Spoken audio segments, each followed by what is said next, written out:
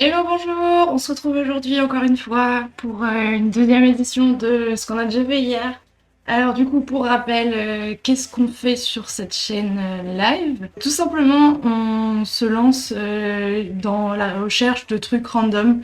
Donc globalement, on va sur Wikipédia, on prend une page au hasard, et à partir de là, on voit tout ce qu'on peut apprendre sur le sujet ou sur ce qui l'entoure. Par exemple, hier, on est parti d'un fossile d'araignée qui représentait une espèce unique. Et on a été regarder comment c'était la classification du monde du vivant, les différents points de vue des scientifiques là-dessus. Et puis après, on a été jusqu'à voir les méthodes d'analyse ADN. Donc on peut aller très loin. Alors, je vais vous dire, la bio, c'est vraiment pas mon truc, donc on a fait ça hier. Je ne sais pas si on fera la même chose aujourd'hui. Et bah dans ce cas-là, on est parti. Donc on va aller sur Wikipédia. C'est parti. Alors, maintenant vous voyez, donc je suis sur la page d'accueil de Wikipédia. Comme d'habitude, on a un petit article labellisé. Ça parle de bagnole, mais non pas. Oula, qu'est-ce qui se passe? Petit problème de CSS. Je vais peut-être faire un refresh pour voir si c'est toujours pareil. Ouais, non, là c'est bon, ça y est. Du coup, là aujourd'hui, article labellisé, ça parle d'une voiture. Je prends pas les articles labellisés, quand bien même ils sont très intéressants, mais je trouve ça plus rigolo de partir sur un article au hasard. Parce que souvent, enfin, on tombe sur des articles qui sont pas super fournis, et du coup ça permet d'aller voir un petit peu tout ce qui se passe. Enfin, un petit peu d'autres trucs, d'aller voir un peu plus loin, essayer de remonter à d'autres articles qui sont un peu plus fournis, et je trouve que c'est assez sympa. Du coup, on est parti, article au hasard. Albert Lougnon. D'accord, donc c'est un historien français spécialiste de son île natale et de son histoire. Oh, très intéressant, La Réunion, je connais pas du tout. Enfin, je connais de nom, j'y suis jamais allée. Je suis sûre qu'on peut apprendre plein de trucs intéressants sur La Réunion. Entre autres sur son histoire, je connais absolument pas l'histoire entre la France et La Réunion, pourtant je pense qu'il y a un sacré paquet de choses à dire. Donc on commence avec ce monsieur, Albert Lougnon, qui vient de La Réunion. Il est mort assez jeune, 1905-1969. Ça lui faisait quoi Ça lui faisait 64 ans. Ouais, c'est jeune pour décéder, malheureusement. 63, ils disent ici. Donc un historien français, spécialiste de son île natale et de son histoire, of course. Le journal de l'île de la Réunion le décrit d'ailleurs comme le premier grand historien de la Réunion et assure que ses ouvrages sur les Mascareignes font autorité dans le monde. Qu'est-ce que c'est que les Mascareignes? Un archipel de l'océan Indien formé de 3 îles principales. Ah, La Réunion, l'île Maurice et Rodrigues. Alors, je suis absolument nulle en géographie et je vais vous dire, je viens d'apprendre que l'île Maurice c'était juste à côté de La Réunion. Je ne le savais pas. Eh ben écoute, on se couchera moins bête ce soir. Alors, est-ce que l'article est pas très long, donc on peut regarder rapidement la biographie de ce monsieur, parce que c'est quand même intéressant. Et puis après, du coup, on ira regarder un peu plus en détail la Réunion, l'île de la Réunion. Donc, Albert Lougnon est le petit-fils aîné de Jean-Baptiste Antoine Lougnon, premier Lougnon à s'être implanté à La Réunion, en provenance de la métropole. Ok, donc il est né sur l'île de la Réunion, mais sa famille est d'origine originaire du continent. Soit. Moi, je pensais que c'était un local. Soit. Qui fut vice-gouverneur et directeur de l'intérieur à Bourbon à la fin du 19e siècle. Il est également le frère aîné de Jacques Lougnon, autre grand personnage de l'histoire à Réunion. Enfin, c'est fantastique. Mais dans quelle famille? Alors, qu'est-ce qu'il a fait, ce Jacques Lougnon? Chroniqueur français de l'île de la Réunion, département d'outre-mer dans le sud-ouest de l'océan. Mort en 1997, enseignant au lycée Lecomte de l'île de Saint-Denis. Il est connu pour ses billets parus une première fois dans la presse réunionnaise. Ok, en plus c'était un chroniqueur. Bah dis donc, c'est une famille incroyable. Donc il est titulaire d'un doctorat en lettres, S-lettres, oui, obtenu grâce à une thèse présentée à la Sorbonne, grande université parisienne, très, très prestigieuse, en 1956, et traitant de l'île Bourbon pendant la Régence. Alors je sais vraiment pas ce que c'est l'île Bourbon, est-ce que c'est un autre nom pour la Réunion? pendant la régence de Louis XV. Dis donc, on n'entend pas beaucoup parler de lui. Hein. Albert Lougnon avait antérieurement publié un certain nombre d'ouvrages concernant l'histoire ancienne de ce territoire français de l'océan Indien, en particulier de sa découverte au milieu du XVIIe siècle. Et bah, je savais pas que c'était si vieux le lien entre la Réunion et la France. Le XVIIe siècle, ouais, ça date sa mère. Hein. Ok, alors du coup, on continue. Certaines de ces publications ont eu lieu dans le cadre du recueil trimestriel de documents et travaux inédits, blablabla. Une revue scientifique qu'il a fondée et dirigée. C'est pas... d'aucuns diraient que publier ses propres articles dans sa propre revue, c'est pas forcément une super bonne méthode scientifique. Il peut y avoir des biais, mais bon, soit. Je sais pas comment ça se passe pour l'histoire.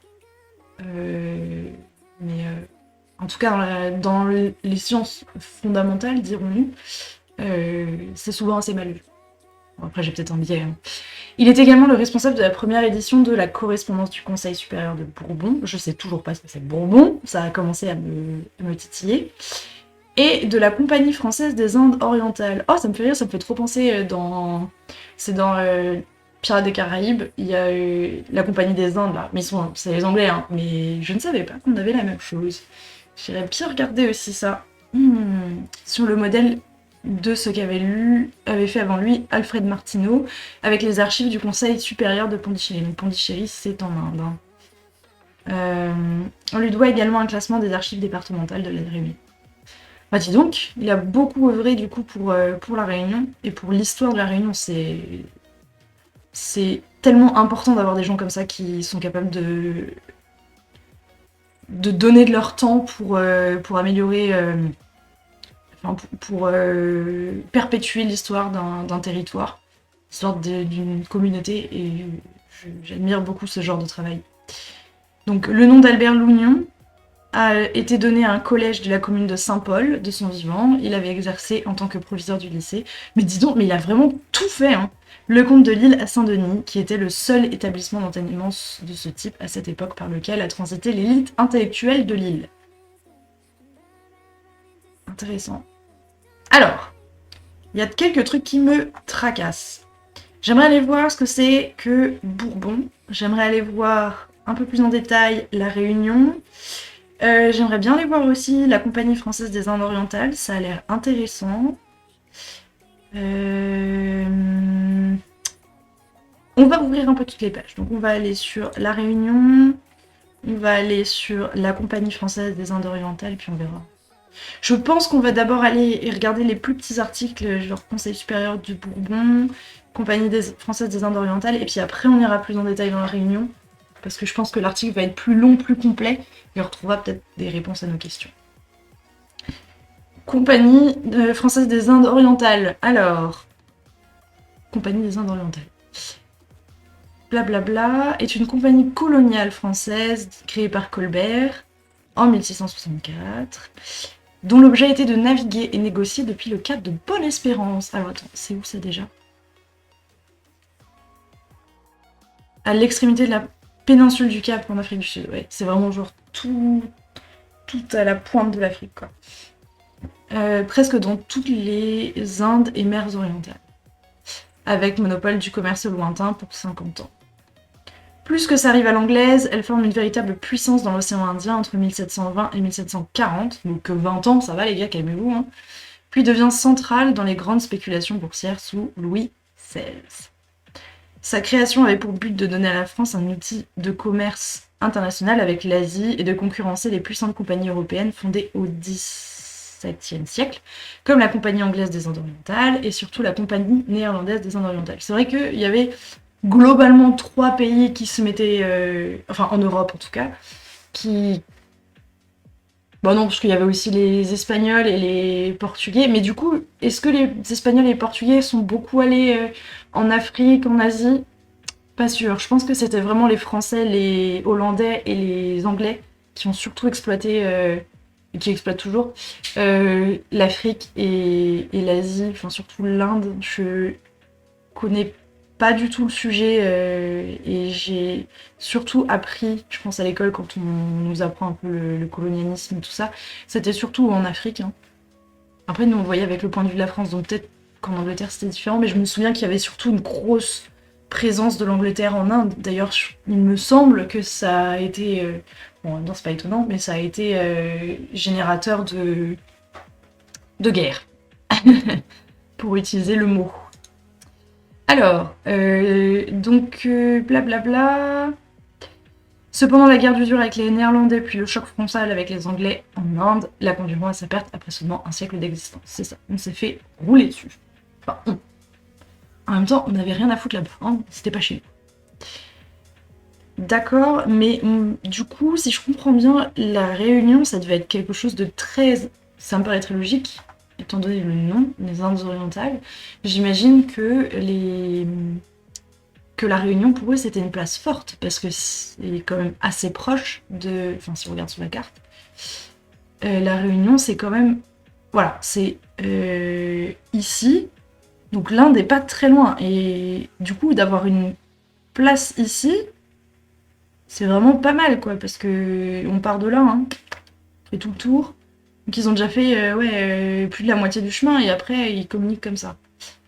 Donc, intéressant pour eux, quoi. Alors, j'aimerais bien regarder vite fait ce qu'il y avait comme commerce avec l'Asie en dehors de l'Inde. Donc, Asie du Sud-Est. Donc, ah bah si, du coup, je disais des bêtises. Hein. Les Portugais ont été les premiers à ouvrir les routes de l'Inde. Donc, quelques explorateurs français, des corsaires et des aventuriers arment des navires pour rejoindre Cathay, au nord de la Chine, et les Indes. Okay, donc c'est bien que ça n'a rien à voir avec l'Inde telle qu'on la connaît actuellement. Si c'est mis entre guillemets comme ça. Et ont rapporté des épices. Ils ne rencontreront pratiquement aucun succès commercial. Too bad. À partir de 1600, les premières expéditions commerciales de commerçants. C'est rigolo ça, commercial de commerçants. Malouin ou Diepois. Malouin. Ah, de Saint-Malo. Ok. Alors je savais pas qu'on disait Malouin. Et Dieppe sont régulièrement lancés vers l'Asie. Ça veut dire qu'en plus, ils devaient faire tout, passer le long de l'Espagne et tout, parce que s'ils partaient de Dieppe et Saint-Malo, faut se taper toute la côte ouest de la France et de l'Espagne, quoi. Ça fait long. En 1600, hein. Donc avec des bateaux à voile, coque en bois, pas des trucs à moteur, enfin ça va pas très vite, quoi. Donc une série éphémère de compagnies de commerce qui bénéficient par lettre patente d'un monopole commercial sont lancées. Compagnie française des mers orientales, blablabla. Compagnie des Moluques, compagnie de Montmorency pour les Indes orientales, blablabla. Elles ne créaient pas un courant commercial significatif, d'autant que leurs vaisseaux sont systématiquement détruits ou confisqués par les Néerlandais. Bim! Miskin. Richelieu, ça me prend pas trop. En fait, j'arrive pas bien à comprendre où est-ce qu'ils allaient. Mais je me dis, peut-être en regardant un peu plus dans la page de la Réunion, on pourra peut-être apprendre un peu plus de choses. Enfin, je pense que ça fait vraiment partie de l'histoire entre la France et la Réunion. Donc, il y a moyen qu'on apprenne plus de choses, comment étaient organisés et où allaient les navires. Je regarde juste vite fait le Conseil supérieur de Bourbon.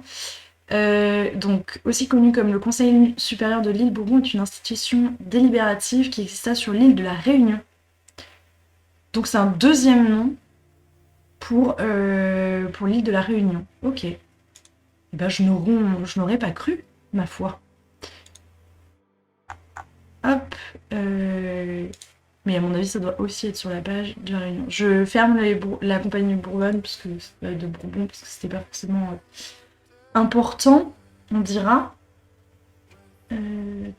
Tout.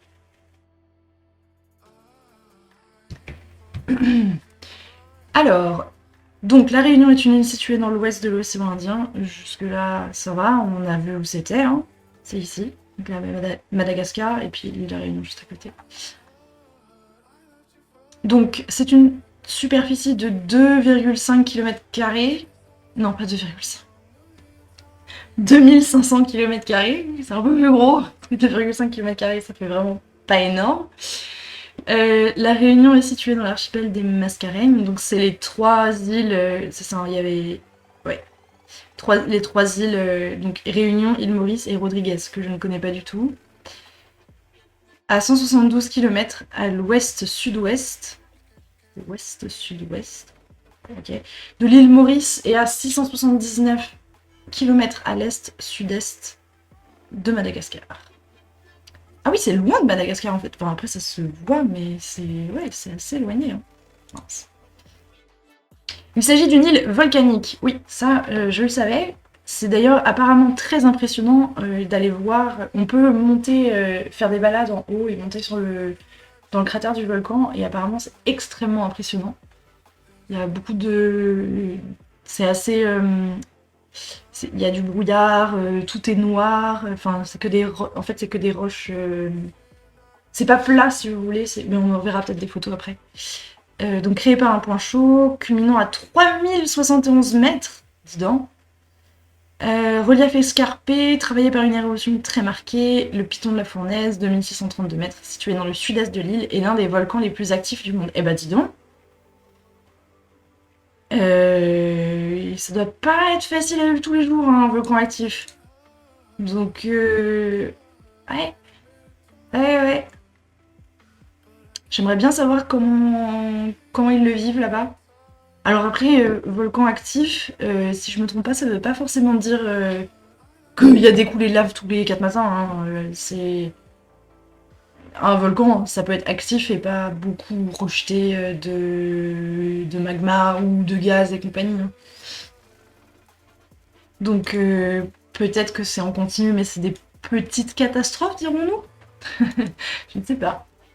Donc bénéficiant d'un climat tropical, d'alizé maritime, je trouve magnifique ce mot, alizé, est situé sur la route des cyclones. Oh bah oui, sympa ça. La Réunion abrite un endémisme exceptionnel. Alors l'endémisme, c'est qu'il y a beaucoup de faune et de flore qui n'existent que sur cette île. Et c'est absolument incroyable et il faut absolument le préserver. Donc, mais c'est assez courant sur les îles qu'il y ait des espèces endémiques. Parce que souvent, c'est des... De ce que j'imagine, ce sont des biosphères qui se développent par elles-mêmes pendant pendant une durée incroyable. Et du coup, forcément, on n'aboutit pas du tout au même développement que sur le continent, où il y a beaucoup plus d'échanges en fait, entre les différentes espèces.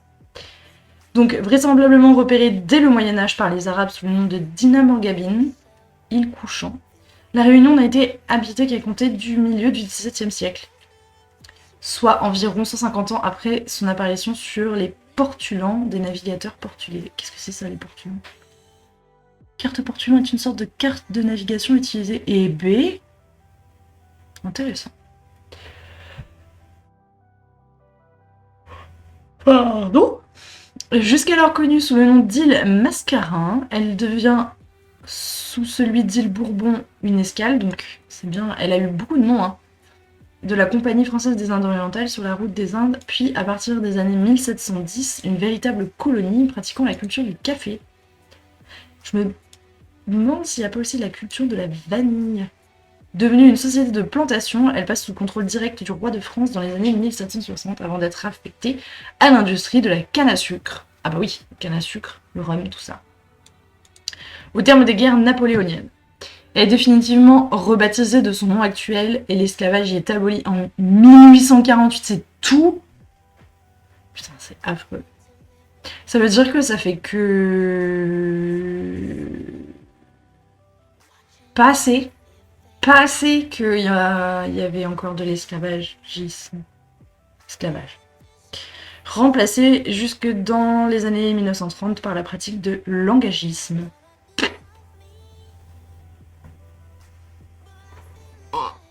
Forme atténuée de servage qui a pallié le manque de main-d'œuvre après l'abolition de l'esclavage en France, des systèmes équivalents. Bon, ça veut dire quoi?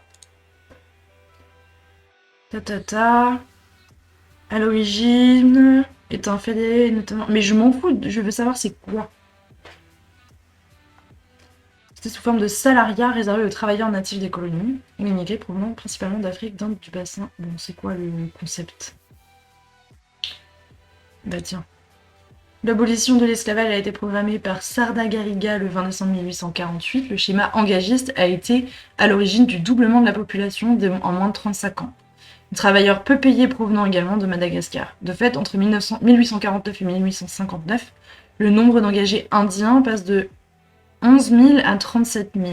Et les accords signés entre la France et le Royaume-Uni en 1860 et 1861 le font augmenter. 2 réservoirs principaux de main-d'œuvre intéressent. Alors, du coup, si je comprends bien, c'est genre venez refaire votre vie à La Réunion. Je ne comprends pas le principe de cette méthode.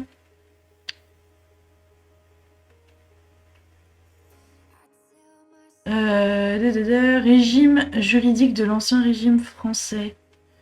Il y a un fait social. Mais c'est quoi le principe? Bon, on va chercher sur internet. Engagisme.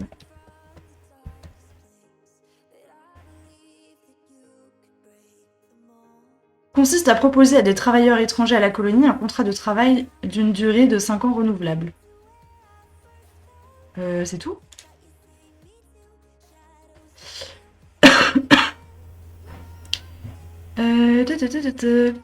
Établi, il s'est surtout développé quelques années avant l'abolition. La colonie engage des milliers de personnes en provenance d'Inde, d'Afrique, de Madagascar, des Comores, de Chine et d'Australie, d'Europe et de façon plus marginale d'autres colonies. L'engagisme consiste à proposer à des travailleurs étrangers à la colonie un contrat de travail d'une durée de 5 ans renouvelable. L'engagé est alors au service d'un engagiste, généralement un propriétaire terrien. Oui. Donc, ok, on propose du travail et du coup, les gens viennent parce que ils ont besoin de travail pour vivre. Ok, bon, on a appris ce que c'était que l'engagisme. Ouais, ça doit toujours exister du coup, j'imagine. Enfin, pas dans les mêmes conditions, j'imagine, mais... Il y a plus d'informations là, on pourrait regarder. On peut regarder. Conditions de vie des engagés, surtout par les textes légaux et les conventions que nous pouvons déduire quel était le mode de vie des engagés. Pondichéry fixe les dispositions concernant les modalités de recrutement et d'engagement des coolies indiens. Il fut complété par l'arrêté du 11 juin.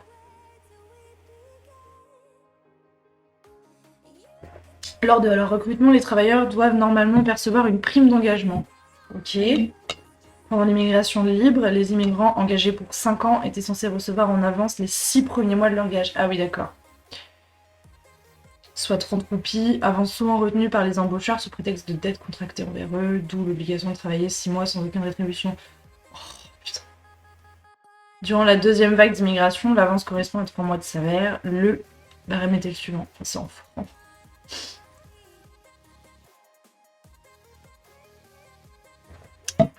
Super jeune. De 16 à 36, 14, 36, 11, 16, 11, 14.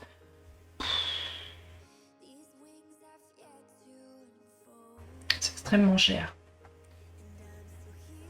Aucun travailleur ne peut être embarqué immédiatement pour qu'on puisse s'assurer qu'il est engagé librement. Il séjourne dans les dépôts constitués à cet effet.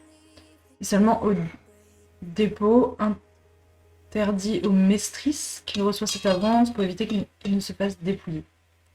L'embarquement est contrôlé par diverses commissions chargées de vérifier l'état et la capacité du navire. Chaque immigrant a le droit en principe à 1,7 mètre carré. Ok, donc le mec il peut à peine faire ça quoi. L'équipement sanitaire, la quantité et la qualité des vires pour une traversée de 21 à 36 jours. La traversée dure entre 21 et 36 jours, logique. Le service à bord est assuré par les immigrants eux-mêmes et répond à un planning très précis. Dès 4h du matin, des escouades de 25 à 30 hommes commandées par les mestrisses lavent le pont, la dunette et les bouteilles. Le WC des officiers. Au début de chaque matinée, visite médicale sur le pont. La cuisine est assurée par les volontaires. Les femmes jouent le rôle d'infirmières. Chaque jour correspond à un service hebdomadaire précis, lavage du faucon ou d'armes, hygiène corporelle, etc. 200 g de viande salée, 214 g de poisson salé. Ça fait Pas bon chose, hein. 12 grammes de légumes. Ah bah oui. On n'est pas végétarien à cette époque, hein. Donc, ensuite, ils arrivent en Inde. Et ouais, la vie quotidienne, donc. L'engagé travaille sur l'habitation, ça ressemble quand même beaucoup à, euh, à l'esclavage, mais avec un salaire, je sais pas. 6 jours de 9h30, en principe, par semaine. Mais il est aussi occupé dans l'établissement, bâtiment de la sucrerie, atelier de réparation, écurie. À cela s'ajoutent les corvées, entretien des animaux et de l'établissement, qui ne sont pas considérés comme du travail, y compris les dimanches et jours fériés. 4 par an pour Pongai, fête des moissons en Inde, jusqu'à 9h du matin. Outre son salaire, l'engagé reçoit la nourriture, le logement et les soins médicaux, ainsi que 2 rechanges de vêtements. Merci bien. 2 chemises, 2 pantalons de coton et un mouchoir de tête pour les hommes, 2 chemises, 2 robes ou jupes, 4 mouchoirs en coton pour les femmes. Pour leurs règles, j'imagine. Ces rations journalières sont les suivantes. Bon, ça, ok. Le logement obéit à 2 règles, séparation des sexes et regroupement des familles. On retrouve 2 types de logements. Les paillotes, cases séparées en bois, parfois en galets recouvertes de paille. Les calbanons, grands bâtiments généralement en pierre et recouverts de tuiles ou de bardeaux, divisés de... Je vais juste regarder vite fait ce que c'est que les bardeaux.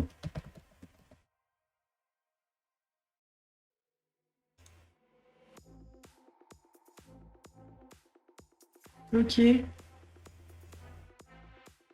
Ah ok, c'est genre des espèces de tuiles. Ok, c'est des espèces de tuiles. Cool.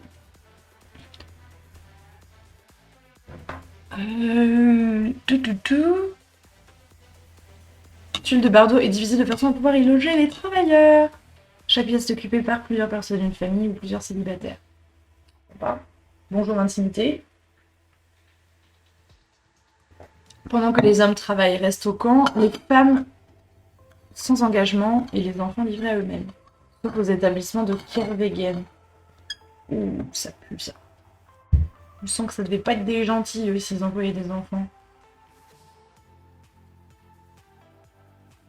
Ancienne bourgeoisie française originaire de Bretagne. En même temps, vu le nom Kervegen, tu m'excuseras, mais... le breton, tu meurs, hein. Donc les femmes vaquent aux travaux ménagers, elles puisent l'eau à la rivière, dans les pots en cuivre amenés d'Inde, et nettoient l'unique pièce du cabanon ou de la paillote. Font la lessive. Ok, super. Les enfants écoutent les histoires des mères, aventures de Sita, de Rama, etc. Oh, trop bien, il y a des contes. Ah, je vais trop aller voir ça. Parfois, un vieillard érudit leur enseigne les rudiments de la langue en échange de monnaie ou de nourriture.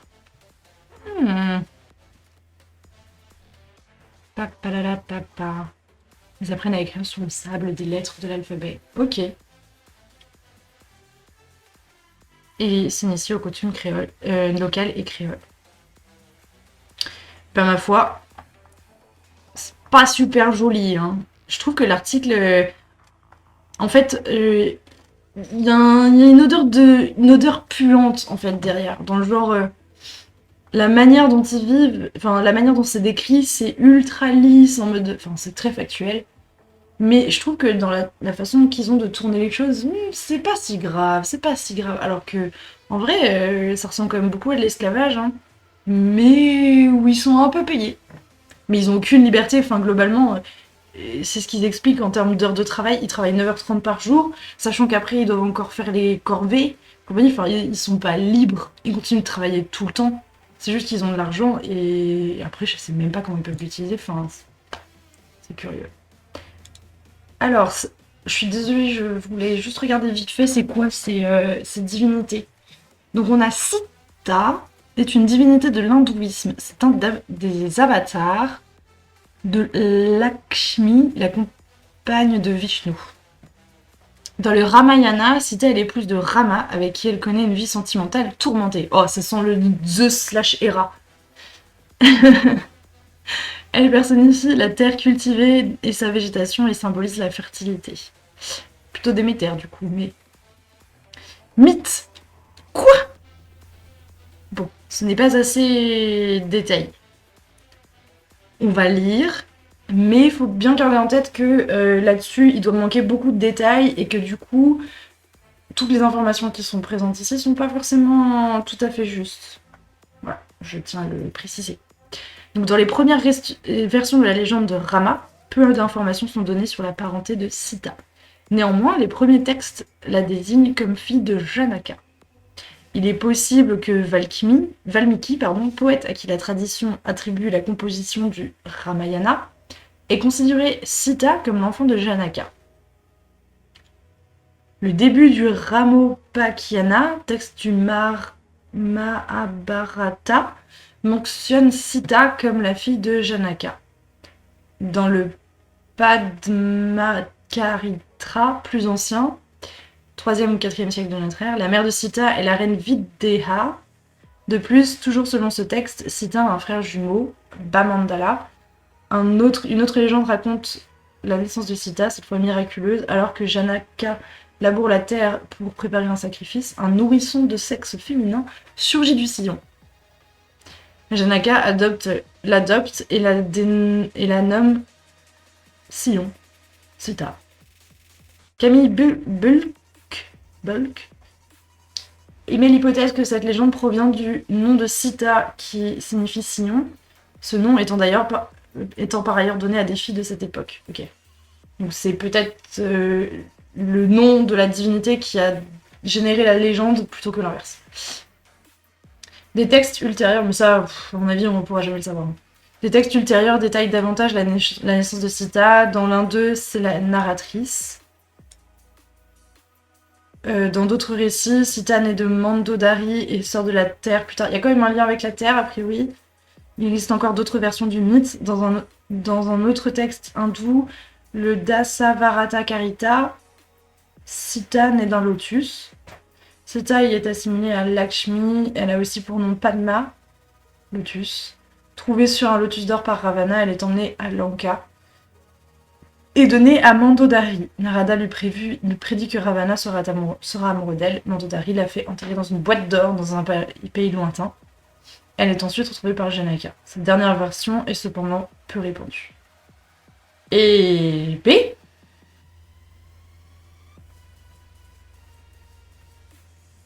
Légende du diamant bleu de la couronne. Que la pierre précieuse ait été volée sur une statue de la déesse Sita. Et B. Alors Rama, a priori c'est son mec, et c'était compliqué. Donc Rama ou Ram est un roi véritable ou mythique, faut savoir, de l'Inde antique. C'est un peu le roi Arthur, dont la vie et les exploits héroïques sont relatés dans le Ramayana, une des 2 épopées majeures de l'Inde écrite en sanskrit. Des données astronomiques extraites du poème épique permettraient de dater son règne approximativement au XXe siècle avant Jésus-Christ. Okay, donc vous prenez tout le temps qui s'est passé depuis Jésus, vous mettez à l'inverse et hop, ça fait l'époque de Ramayana, de Rama. Pas Ramayana. Ramayana, c'est l'épopée, enfin le texte. Hop. Alors, désolée, je vais faire ma petite gourde pour que l'eau reste bien fraîche. La tradition hindouiste prétend qu'il aurait apporté le bonheur et la paix durant le Tetra Yuga. Bon, j'imagine que c'est une période... On va pas cliquer sur tous les liens, sinon on s'en sortira pas. J'aimerais juste un peu connaître l'histoire de ce personnage. Et après, promis, on retourne à la Réunion. Mais j'adore les histoires de mythologie et je connais absolument pas du tout la mythologie indienne. Et je pense qu'elle est passionnante, c'est une mythologie polythéiste et du coup il y a beaucoup de personnages. En plus il y a une grosse différence culturelle entre nous, les religions qu'on connaît, avec les dieux polythéistes qu'on connaît le plus, nous. C'est tout ce qui est les dieux de l'Olympe, enfin... En gros, les dieux romains / grecs, puisque les dieux grecs ont souvent leur équivalent chez les romains. Je crois que c'est pas vrai pour tous, mais globalement, l'idée c'est tout ce qui est Zeus, Hera / Jupiter, et Comment elle s'appelle, elle Junon? Non, c'est pas Junon. Je sais plus. Bon, bref. Et ils ont pas du tout... Les mythes, de l'Orient ont pas du tout les mêmes points de vue et souvent il y a pas mal de choses différentes de nous, les mythes qu'on connaît.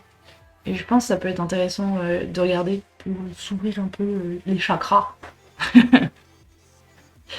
Alors, dans l'hindouisme, Rama est considéré comme le 7e avatar du dieu Vishnu. Ah oui, d'accord, il est très important. Vishnu, je crois que c'est le dieu, c'est un peu le Zeus, le big boss de l'hindouisme.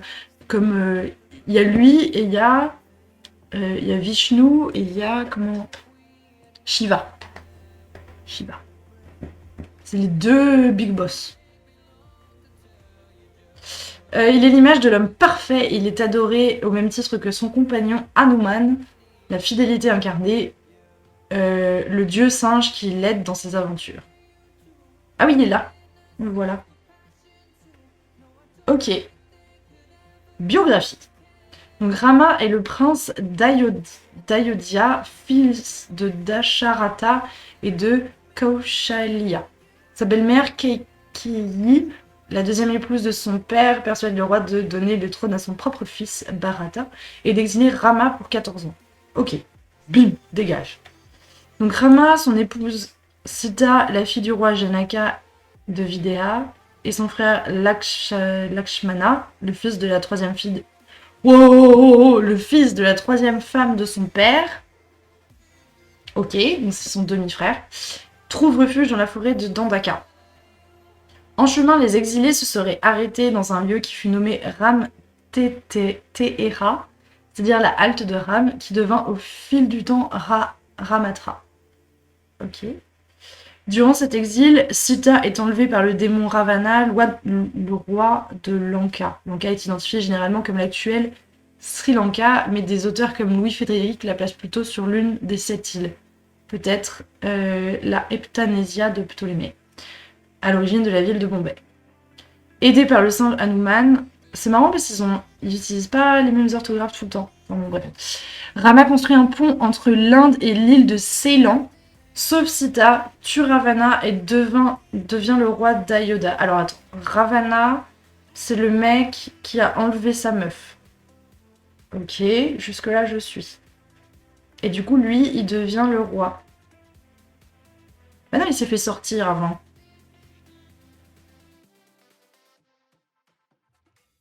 Bon. Les deux éléments n'ont pas l'air d'avoir de lien entre eux, puisque le gars, le démon, la Ravana, il a enlevé Sita, la femme de Rama. Sauf que lui, c'est le roi de Lanka, donc rien à voir avec Ayodhya. Enfin, peut-être qu'il y aura lien, mais là, comme ça, je ne l'ai pas. Et du coup, Rama, en construisant un pont entre l'Inde et l'île de Ceylan, je sais pas où c'est, en sauvant sa meuf et en tuant le roi machin là, ah, c'est peut-être genre tous ces exploits qui font que, ouais, c'est lui qui doit être le roi, peut-être. Donc, Rama tue également Vali, le roi singe de Kishkinda. Il est protégé pendant ses aventures par Agastya et sauve également Alia, transformée en pierre par son mari car il l'a soupçonné d'avoir eu une aventure avec Indra, ce qui était faux. Après 10 000 ans de règne sur la terre, quelle vigueur, Rama entre dans la rivière Sarayu pour revenir à sa forme véritable et éternelle de Mahavishnu. Donc j'imagine que Mahavishnu, ça doit vouloir dire réceptacle de Vishnu, enfin incarnation de Vishnu. Ses frères Bharata et Shatrugna ainsi que de nombreux fidèles le suivent et fusionnent également avec Mahavishnu. Okay. Ces dernières années, le culte de Rama est devenu très lié au nationalisme hindou. Rama est considéré comme un modèle de dévotion au système des castes et aux règles du dharma. On va pas aller dans ce détail. Mais en tout cas, intéressant. Donc c'était un roi adoré. Enfin, moi, si je devais le comparer avec un personnage de notre mythologie à nous, je dirais que c'est un peu le roi Arthur de là-bas. Genre, il est un peu... Bon, à part que, a priori, lui, il aimait sa meuf vu qu'il allait la sauver, et que Arthur, je suis... Mais si, il aimait... mais non, je suis perturbée par Camelot. Voilà, c'est Sita, ça serait Guenièvre, et Rama, ça serait Arthur. Si je devais trouver une comparaison de par chez nous, je dirais ça. Hop, alors. On s'était arrêté à l'engagisme, ce qui nous a emmené vers l'engagisme. On s'était arrêté à les années 1930 où il y a eu de l'engagisme à La Réunion. On a été voir ce que c'était que l'engagisme et ça nous a amené, quand il parlait de la vie quotidienne des salariés engagés, je sais pas trop quel est le mot qui devait être utilisé, émigrants plutôt. Ils expliquaient qu'il y avait beaucoup du coup des migrants qui venaient d'Inde et que du coup les vieux racontaient des histoires aux enfants, entre autres les histoires de Sita et Rama. Donc on est allé voir qui sont ces personnages, Sita et Rama. Ce sont des divinités indiennes qui, selon moi, on peut les rapprocher un petit peu de Arthur et Guenièvre.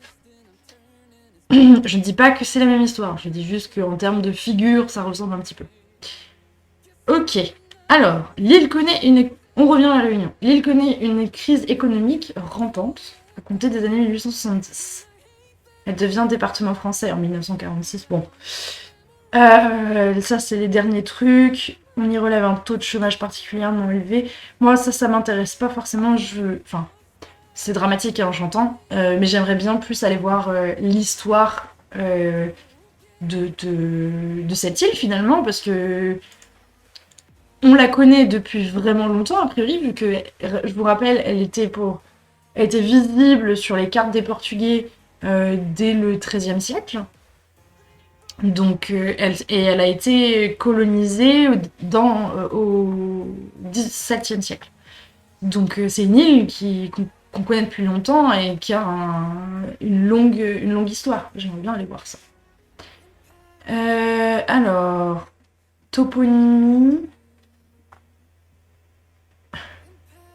Donc, quand elle a été prise par la France, elle est baptisée Bourbon, du nom de la dynastie. Oh bah si, mère, les rois de France, hein. Toujours plus. Pour rompre avec ce nom trop rattaché à l'Ancien Régime, la Convention nationale décide, le 23 mars 1793, de renommer le territoire île de la Réunion.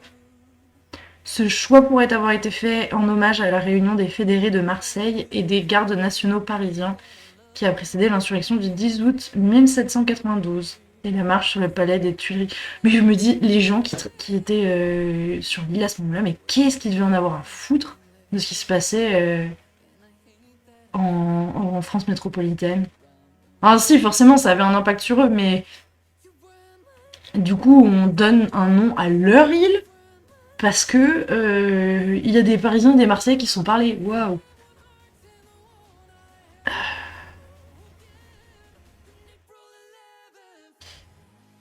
Et le sens du mot réunion pourrait avoir été purement symbolique. Bon. L'île change de nouveau de nom au 19e siècle. Il la baptise île Bonaparte. Mais les gars là qui ont régné sur la France, vous savez quoi avec votre ego là? Dis donc. En plus, c'est con parce que du coup, tu vas en avoir 30 000. Après, imagine, tout ce que tu conquiers, tu dois le renommer par ton nom. Tu fais comment à la fin? T'as 12 000 îles qui s'appellent île Bonaparte. Après, ton premier autre, c'est l'île Napoléon. Mais t'en vas pas la tête? Elle redevient définitivement l'île de la Réunion, enfin jusqu'au prochain, hein, à la chute de la monarchie de Juillet, par un arrêté du gouvernement provisoire. Un jour, il faudrait que j'aille voir aussi la monarchie de Juillet, parce que ça a l'air d'être un bordel, cette période, entre la Révolution française et puis plus ou moins la Première Guerre mondiale, je dirais. Ça a l'air d'être un sacré bordel. Donc, conformément à la graphie originale et aux règles 1, 2, 3. Conformément à la graphie originelle et aux règles orthographiques et typographiques classiques, la Réunion s'écrivait avec une minuscule à l'article. Mais au cours de la fin du XXe siècle, la graphie de la Réunion... Oh, qu'est-ce qu'on s'en fiche?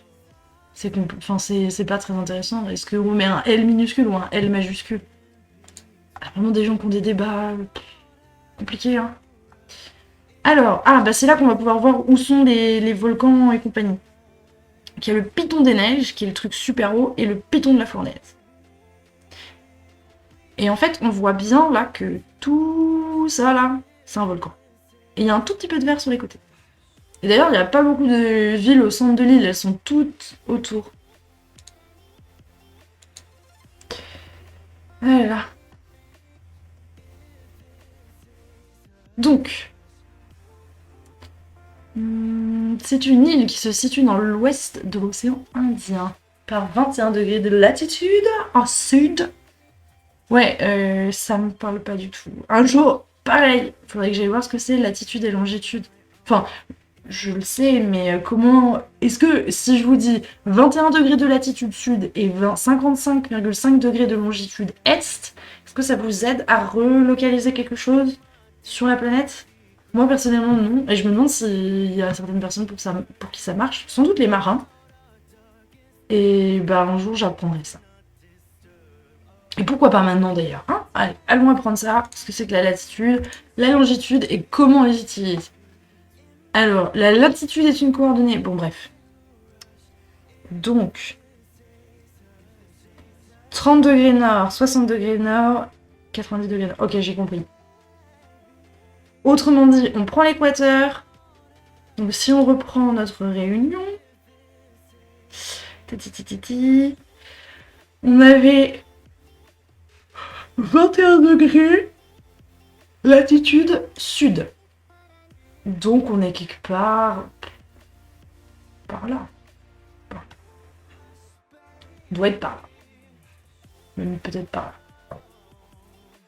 Ok. Et la longitude, c'est dans l'autre sens, et donc c'est est-ouest. Donc nous, si on est à 55 degrés, c'était ça, hein, 55,5 degrés longitude est. Donc 45, on doit être par là. Et par là. Bon, ça a l'air de correspondre à peu près. Voilà. Et bah aujourd'hui, on saura comment utiliser. Donc la latitude, c'est... tu prends l'équateur, et tu montes et tu descends, nord-sud. Et la longitude, c'est est-ouest. La même chose, tu prends l'équateur, enfin tu prends le milieu. Mais du coup, c'est le... Ah oui, c'est... Comment ils prennent le... C'est lequel, le 0 degré? C'est le méridien de Greenwich. Ok. C'est celui qui passe par chez nous. Encore un truc européano-centré, ça. Alors, donc maintenant qu'on sait où c'est, vu qu'on a appris à lire la latitude et la longitude, et ben on va pouvoir continuer. Donc c'est situé dans l'hémisphère sud.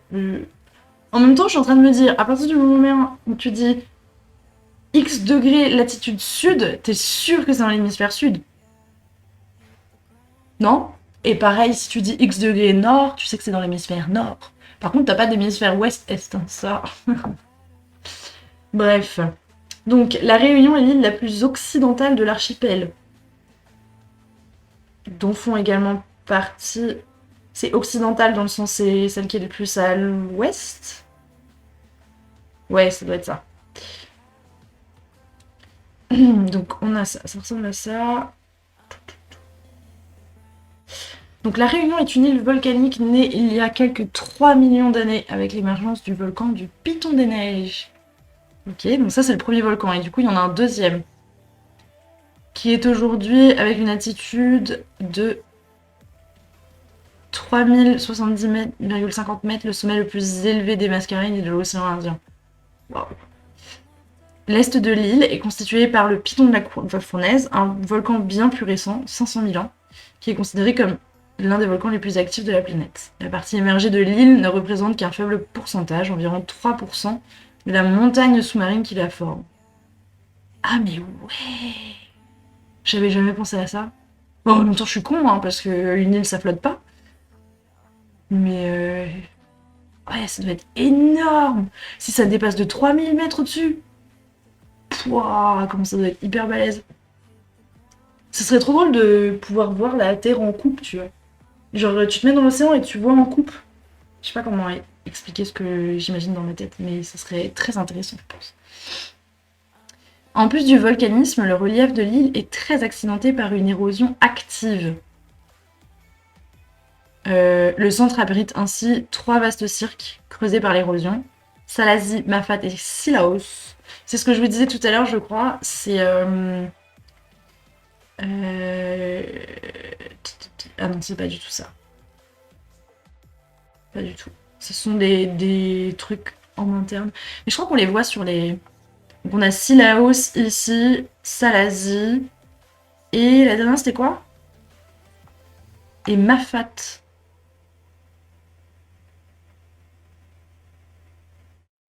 Trouve Mafat. Là, je la vois pas. Bon. J'imagine c'est genre les espèces de... Oh, bah s'ils utilisent le terme cirque, c'est que ça doit être genre un... doit être entouré de montagnes. Et t'as un endroit plat avec une ville dessus. Genre un plateau entouré de montagnes, quoi.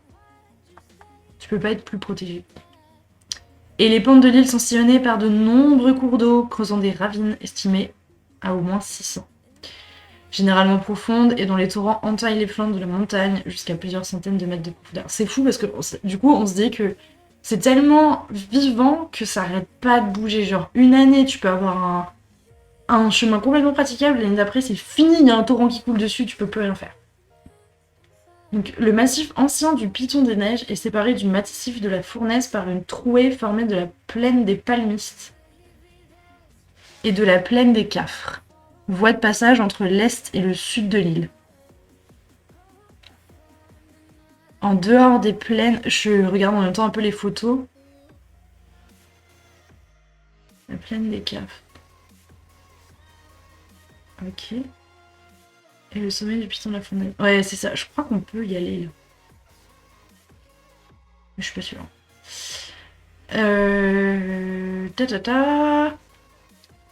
En dehors des plaines, les espaces côtiers sont en général les régions les plus plates, notamment au nord et à l'ouest de l'île. Bah, c'est ce qu'on voyait tout à l'heure là sur la carte. On voit que globalement, la majorité des villes sont quand même sur la côte, quoi. Ça va quand même être assez incroyable comme paysage, hein. Genre, t'as une toute petite bande, enfin là ça paraît petit, après je me rends pas compte, ça fait quand même 2500 mètres carrés, 2500 km², pardon. C'est quand même balèze, mais t'as une toute petite bande en fait de terre qui est habitée et tout le reste c'est sauvage. Et c'est difficile d'accès surtout. Tata. Le littoral du sud sauvage est cependant plus abrupt. Ouais. Bon. En même temps, si c'est plutôt du côté du Piton de la Fournaise, donc si c'est actif, ça doit pas être sympa tous les jours. Donc, bah du coup, là, il y a une coulée de lave. Pouah. Piton des Neiges, volcan bouclier et point culminant de la Réunion. Inactif depuis 12 000 ans. Il est à l'origine de la formation de l'île. Putain, mais ça devait être un sacré bordel ce truc, hein. C'est quoi le volcan bouclier? Un volcan bouclier est un volcan caractérisé par des éruptions effusives, produisant des coulées de lave fluide. Sa forme de cône, relativement plate, évoque celle d'un bouclier posé sur le sol. Il porte en général à son sommet un large cratère volcanique. Ah, bah tiens, je savais pas qu'on appelait ça comme ça. Pour moi, tous les volcans, c'était ça. C'est genre une montagne avec un trou au milieu, enfin un cratère, quoi. Mais a priori, ce n'est pas le cas. C'est un type de volcan bien particulier. Et on se couchera encore moins bête ce soir. Alors, la Réunion se caractérise... ouais, le climat, je suis pas... On y reviendra si vraiment il y en a qui veulent regarder. Cyclone, machin, environnement et patrimoine naturel. Ah, ça c'est intéressant. Donc l'île de la Réunion possède une faune et une flore variée, bien que localement menacée par des espèces introduites et devenues invasives. Typique. Contrairement à la Guyane, on n'y trouve aucun grand mammifère sauvage. Jaguar ou autres fauves, par exemple. En revanche, de nombreuses espèces endémiques sont répertoriées, souvent menacées, comme leur habitat, par la périurbanisation. Elles font l'objet de plans de sauvegarde. Donc il y a NetBiome, c'est un projet coordonné par la région Réunion et aidé par la Commission européenne pour mettre en réseau, à partir de 2008, des politiques publiques de recherche dans le domaine de la restauration et gestion durable de la biodiversité. L'article doit dater parce que ils en parlent comme si c'était pas fait, alors que 2008, ça fait plus de 10 ans quand même. Hein. Les politiques publiques de recherche dans le domaine de la restauration, blabla, tropicale et subtropicale dans les 7 régions ultra-périphériques de la quasi-totalité des pays et territoires d'outre-mer de l'UE. Il s'appuiera notamment sur le Parc national de la Réunion et la réserve naturelle marine de la Réunion. Okay. En 2009, une liste des espèces menacées a été établie dans le cadre d'une mission pilotée par l'Union internationale pour la conservation de la nature, le Muséum national d'histoire naturelle, en partenariat avec la direction régionale de l'environnement. Avec la création de son parc national, l'île a été nommée au patrimoine mondial de l'UNESCO pour ses pitons, cirques et remparts. En 2010. Ok. Moi, j'aimerais bien voir ce qu'il y a comme espèce endémique. Peut-être des trucs fous, un peu. Donc la flore tropicale et insulaire de l'île de la Réunion se caractérise par sa diversité, un taux d'endémisme très élevé et une structure bien spécifique. Tu m'étonnes. Donc la flore réunionnaise compte une grande diversité de milieux naturels et d'espèces, jusqu'à 40 espèces d'arbres par hectare, par comparaison à une forêt tempérée qui en compte en moyenne 5 différents par hectare. Ah ouais, ça doit être hyper impressionnant. Après, je me demande peut-être s'il y en a beaucoup qui se ressemblent, je sais pas. Sa diversité est d'autant plus remarquable mais fragile qu'elle est différente en fonction des milieux littoraux, basses, moyennes et hautes montagnes. C'est vrai que du coup, ils ont tout en termes d'environnement. Parce que, ouais, il leur manque juste peut-être le désert, quoi. Mais bon, après, il n'y a pas beaucoup de plantes dans le désert. On recense à La Réunion un taux d'espèces endémiques très élevé avec plus de 850 plantes indigènes arrivées naturellement et présentes avant l'arrivée de l'homme, dont 232 espèces endémiques de La Réunion, seulement présentes sur l'île. Ainsi que de nombreuses espèces endémiques à l'archipel des Mascarades. La flore réunionnaise se distingue enfin des forêts tropicales équatoriales par une faible hauteur et densité de la canopée. La canopée, c'est le dessus des arbres. C'est genre l'ensemble des feuilles là qui fait comme un toit. Et sans doute par adaptation au cyclone et une végétation bien spécifique, notamment une forte présence de plantes épiphytes qui poussent sur d'autres plantes. Bon voilà, on a appris un nouveau mot, comme les orchidécées, le broméliacées, les cactacées et aussi les fougères, les lichens, pardon. Oh, il est trop mignon, il s'appelle le tec-tec en plus. Un des symboles de l'endémisme animal réunionnais. Waouh, trop bien. La faune remarquable de la Réunion se concentre autour des oiseaux. Ça doit être fou. Des insectes ou des reptiles. Oh, trop bien, j'adore les reptiles. Qui comptent de nombreuses espèces endémiques, mais l'île n'accueille pas de grands mammifères et ne compte pas d'animaux dangereux. D'accord. Sur Terre, peut-être qu'il y a des oiseaux dangereux, on sait pas. La faune qui compte la plus d'espèces endémiques est celle des oiseaux. Je pense que c'est sur Terre par imposition en mer. Et celle des oiseaux, dont certaines espèces sont fortement menacées à l'image du tuit-tuit. C'est trop rigolo, on dirait qu'ils ont été nommés d'après leur cri. Le tuit-tuit. Oh, c'est trop fou. Du pétrel de Barreau. Ou encore du papang. Ah ouais, c'est un rapace un peu. Voilà, classe. Et aussi celle des insectes, notamment coléoptères et papillons, encore assez mal connus. Certains animaux, pas nécessairement endémiques, sont aussi devenus des symboles de l'île, à l'image du paille en queue et de l'endormi. Le paille en queue. Un oiseau de mer. Ok. Ah oui, parce qu'il a une queue toute longue là. Il a juste une plume. C'est marrant. Et l'endormi, c'est un caméléon. Ouah, la classe. La Réunion compte assez peu de mammifères et une seule espèce endémique, le timolos, qui est une micro-chauve-souris. C'est marrant comme nom. C'est le petit molosse. Trop chou. La Réunion jouit d'une biodiversité et d'une faune marine très importante, que ce soit dans les récifs et les lagons, mais aussi avec les poissons et les habitants du Grand Large. On dénombre plus de 1200 espèces de poissons qui évoluent dans les lagons, les tombants et les grands fonds des eaux réunionnaises. Pouah. C'est balèze. Après, les poissons, j'ai toujours l'impression que, où que t'ailles, c'est énorme parce que c'est tellement peu exploré que, bah, on connaît les poissons qu'on pêche, mais il y en a tellement qui vivent plus profond et tout qu'on connaît pas. Je me dis, enfin, à mon avis, il doit rester tellement de choses à découvrir. La réserve naturelle de Saint-Philippe, Marlongue, est l'une des dernières forêts primaires, mégathermes, hygrophiles de basse altitude de l'archipel des Mascareignes.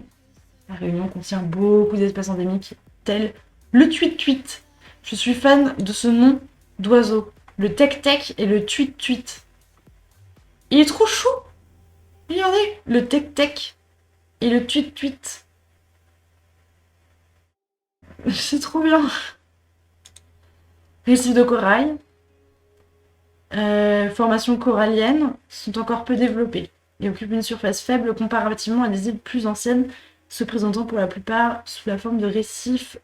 Qu'est-ce que c'est ça? Ouais, ok.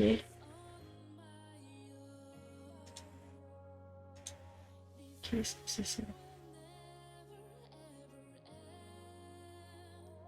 Plus grande.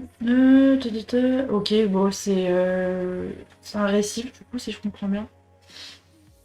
Ces formations délimitent les lagons. Il s'agit plus précisément de dépressions d'arrière-récif. Ah! Ok, donc c'est ce qu'on voit là, j'imagine. Et ça doit être hyper impressionnant en vrai. Parce que du coup, t'as les vagues qui se brisent au loin. Il s'agit plus précisément de dépressions d'arrière-récif. Peu profondes, dont le plus grand ne dépasse pas 200 mètres de large. Pour 1 à 2 mètres de fond environ.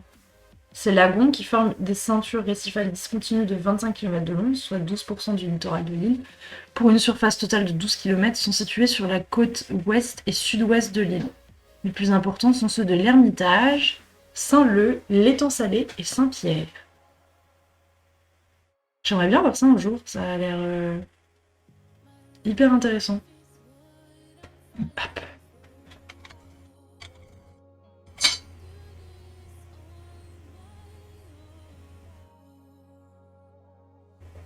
Ah. Est-ce que je vais arriver au bout de la page? Je ne sais pas. Je ne sais pas si je vais arriver au bout. Ça fait déjà 1 heure. Alors, je vais faire une petite pause. Maintenant qu'on a fait la faune et la flore, on va arriver sur la biodiversité marine. Je fais une petite pause. Je vous retrouve dans 10 minutes.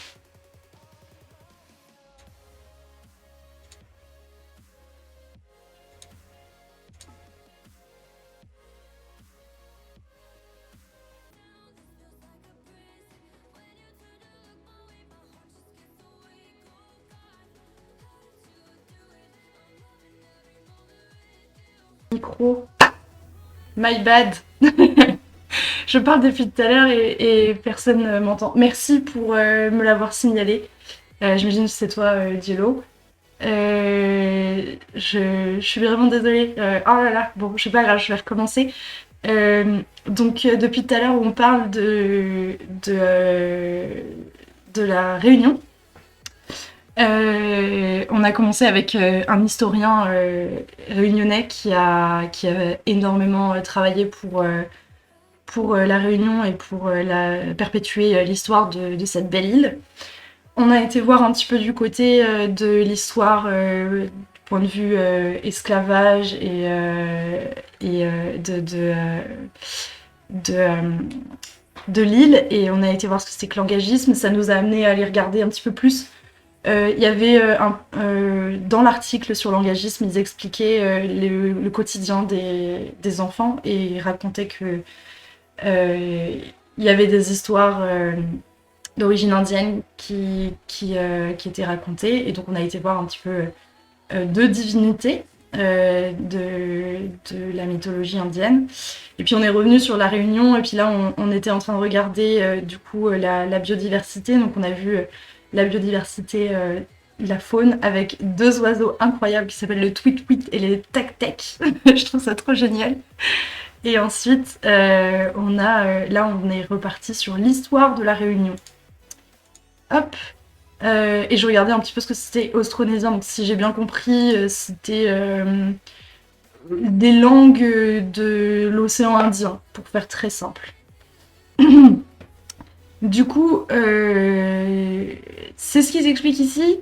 Donc les premiers explorateurs étaient austronésiens. Et du coup, bien des siècles avant Jésus-Christ. Punaise!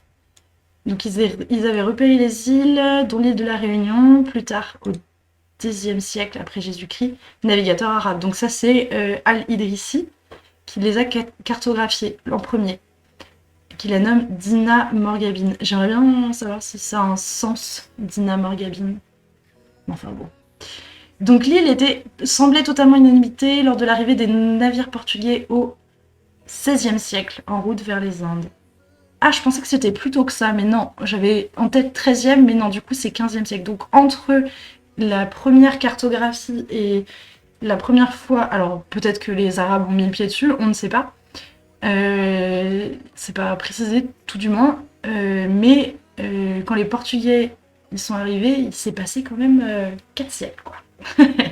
Ça en fait du temps. L'île a forcément eu l'occasion de se développer. Alors, donc le navigateur Diogo Dias, il aurait débarqué en 1500, un autre navigateur, donc là c'est les Portugais. Lorsqu'il est sur la route de Goa, l'île apparaît ensuite sur des cartes portugaises. Et c'était les fameuses cartes qu'on a vues tout à l'heure, là, les Port-Luan ou Portuan, je sais plus, qui sont les cartes de navigation qu'ils utilisaient du coup pour signaler les îles, les ports, les dangers particuliers. C'est des cartes assez... Enfin, des images qu'on a entreaperçues. Ça avait l'air assez rudimentaire. Voilà. Donc c'est là qu'ils ont appelé l'archipel des Mascareignes, donc il y a 3 îles. Hop. Ensuite, l'île devient une escale sur la route des Indes pour les bateaux anglais et néerlandais. Ah, donc c'est les Anglais et les Néerlandais en premier qui s'en sont servis. Et après, du coup, j'imagine que les Français sont arrivés. Et donc, l'amiral néerlandais, de retour de Java, fait escale à la Réunion, un navigateur anglophone, baptise par ailleurs l'île England's Forest. C'est vrai que c'est ce qu'on a vu tout à l'heure sur quand il parlait de la faune et de la flore. C'est un environnement très propice au développement de la faune et de la flore, et très spécifique. Je sais plus ce qu'il donnait des chiffres, c'était hallucinant, une variété d'arbres par hectare.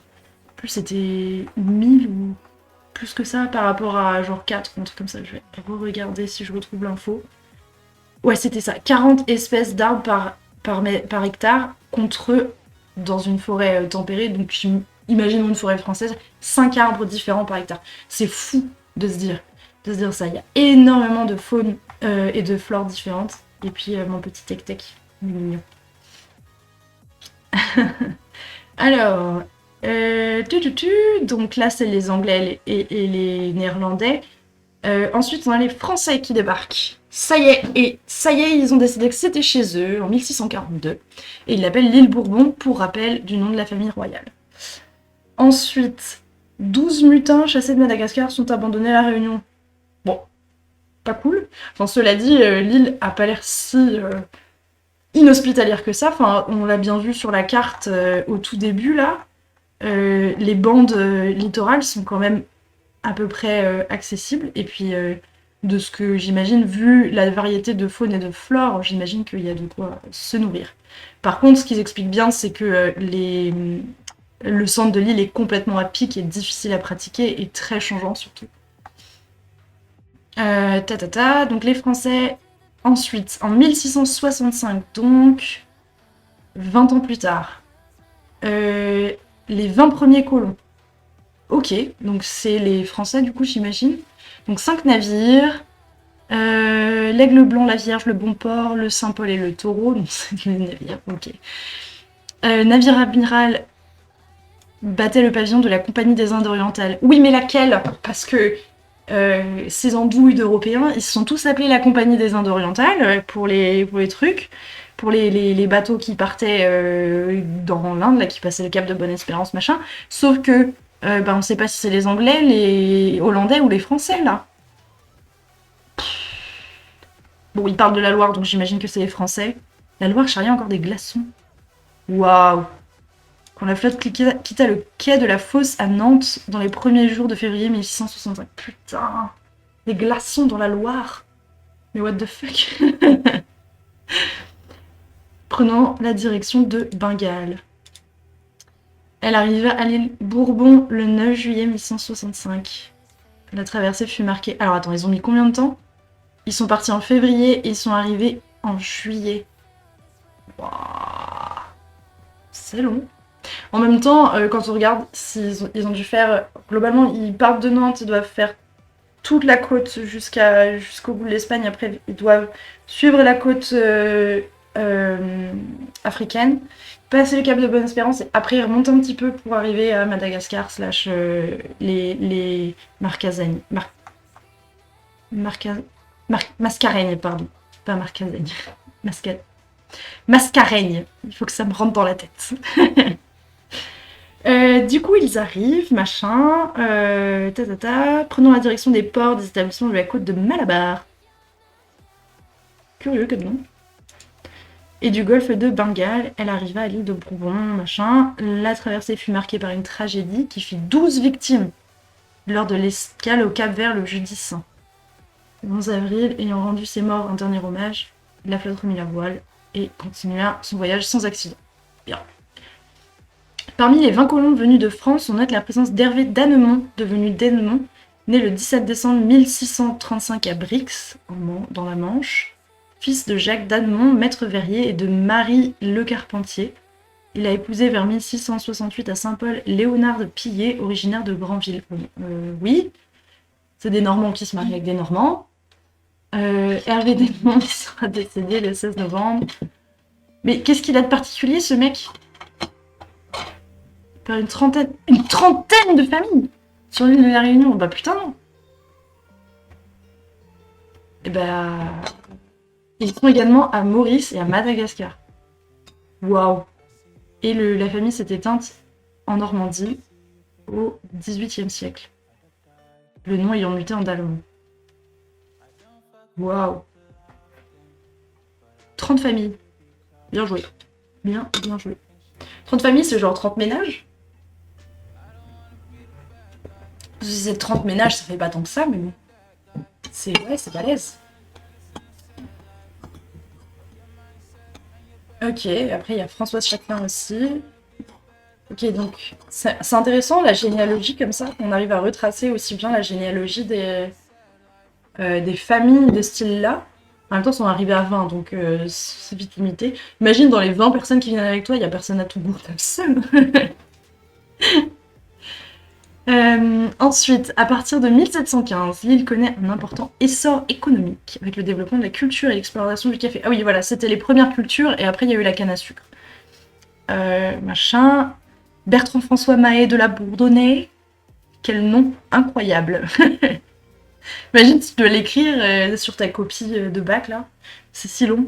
Ça rentre pas sur le côté là. Dans la marge. Donc, gouverneur de l'île, a apporté une dimension stratégique au développement de l'île et est devenue pourvoyeuse en vivres de l'île de France, aujourd'hui île Maurice, et de la flotte française engagée dans la guerre franco-anglaise des Indes. Ah oui, rappelons, on l'a regardé tout à l'heure, globalement les Français se sont fait botter le cul par les Anglais et les Hollandais en essayant d'aller en Inde. Citons également le rôle de l'intendant Pierre Poivre, qui a considérablement enrichi la flore locale et diversifié les ressources agricoles par l'introduction de très nombreuses espèces tropicales, notamment le girofle et la noix de muscade, dont le commerce fut florissant au XVIIIe et début du XIXe siècle. Mais enfin, c'est triste, il y avait déjà tellement de faune et de flore, pourquoi en rajouter encore? C'est un coup à rajouter des espèces invasives en plus, ça. Alors, bouleversement révolutionnaire, ça y est, c'est là que ça commence. Donc, en 1793, pendant la Révolution, donc la Révolution de la métropole.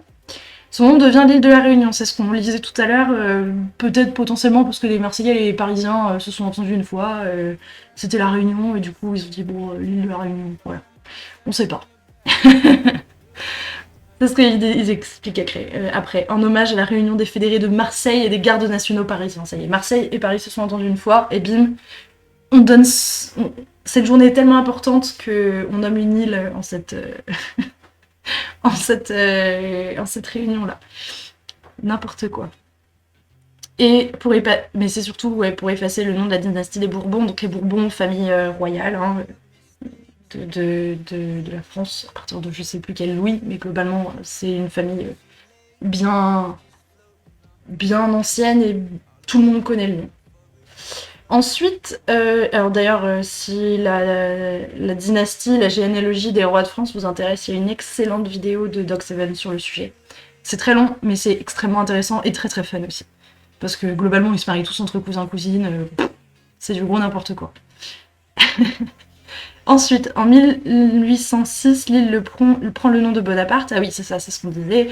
L'ego des dirigeants français. Il y a eu les Bourbons, on a nommé l'île Bourbon. Il y a Bonaparte, on appelle le nom Bonaparte. Tout va bien. Et conflit franco-anglais pour le contrôle de l'océan Indien. Mais c'est pas chez vous, les gars. Laissez-les tranquilles, les gens qui habitent autour de l'océan Indien. Ensuite, il y a l'abolition de l'esclavage en 1794. Ah, se heurte au refus de son application par la Réunion et l'île Maurice. Ah bah dis donc. Donc ça, c'était en France, en métropole, pardon. L'abolition de l'esclavage 1794, mais sur l'île de la Réunion et l'île Maurice, pas tout de suite. En même temps, j'imagine que la plupart des colons devaient vivre fortement de l'esclavage, donc ça les arrangeait pas trop. D'où après l'importance de l'engagisme qu'on a été voir tout à l'heure. Hop, ensuite... Ensuite, une délégation accompagnée de forces militaires chargées de... Il me semble qu'au final, c'était plus tard, hein, c'était 1800 et quelques hein, pour l'abolition de l'esclavage hein, sur l'île de la Réunion. Donc on n'y est pas encore. Hein. Donc effectivement, la délégation qui doit imposer la libération des esclaves se fait dégager vénère, a priori. Ensuite, période de troubles et de contestation du pouvoir de la métropole, qui n'a plus aucune autorité sur les deux îles. Alors j'imagine que c'est peut-être là que l'île Maurice a pu déclarer son indépendance. Donc le premier consul de la République, Napoléon Bonaparte, il maintient l'esclavage qui n'a jamais été aboli dans la pratique. Mais quel bâtard. Pardon. Quel fifrelin. Pendant les guerres napoléoniennes, lors de la campagne de Maurice, le gouverneur de l'île est contraint de capituler en 1810. L'île passe alors sous domination britannique. Attends. On parle toujours de la Réunion ou on parle de l'île Maurice là? Puis rétrocédé aux Français lors du traité de Paris en 1894. En 1814. Attends.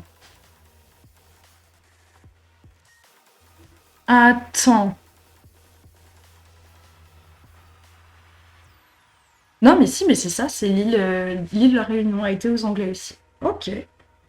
En même temps, ça devait être tellement le bordel à l'époque. Après les catastrophes climatiques de 1806-1807, cyclone inondation, yes. Culture du café décline, et là c'est là qu'apparaît la canne à sucre, dont la demande métropolitaine augmente. Ça y est, on était enfin drogué au sucre, du fait de la perte par la France de Saint-Domingue. C'est où ça? Oh là là, franchement je suis nulle. Hein. L'île d'Hispaniola. C'est où? Je vais juste regarder vite fait parce que je suis nulle en géo et du coup... Mais c'est où? Montrez-moi où c'est.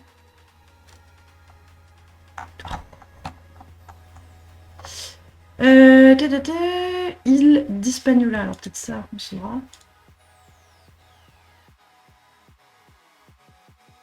D'accord, c'est... Ok. En Haïti. Ok. Donc entre l'Amérique du Nord et l'Amérique du Sud. Ok, donc ils ont plus ça. Donc ils ont plus de canne à sucre, les Français, enfin les métropolitains, donc pas contents. Hop, et bientôt de l'île Maurice. Du fait de son cycle de croissance, la canne à sucre est en effet insensible à l'effet des cyclones. Ah bon? Pourquoi? C'est quoi le cycle de croissance de la canne à sucre? Bon, on ira voir après. Survenue en 1841, la découverte d'Edmond Albus sur la pollinisation manuelle des fleurs. Ça, c'est incroyable. De la vanille permet bientôt à l'île de devenir le premier producteur mondial de vanille. Je savais qu'il y avait la vanille. J'en étais sûre. Culture de géranium dont l'essence est très utilisée en parfumerie. Alors du coup, mais j'étais persuadée que c'était un gars de Madagascar, moi. Et non, c'était bien réunionnais. Et bah, cocorico, hein, j'ai envie de dire, bravo. Et par contre, c'est dramatique que le mec soit esclave. Hein.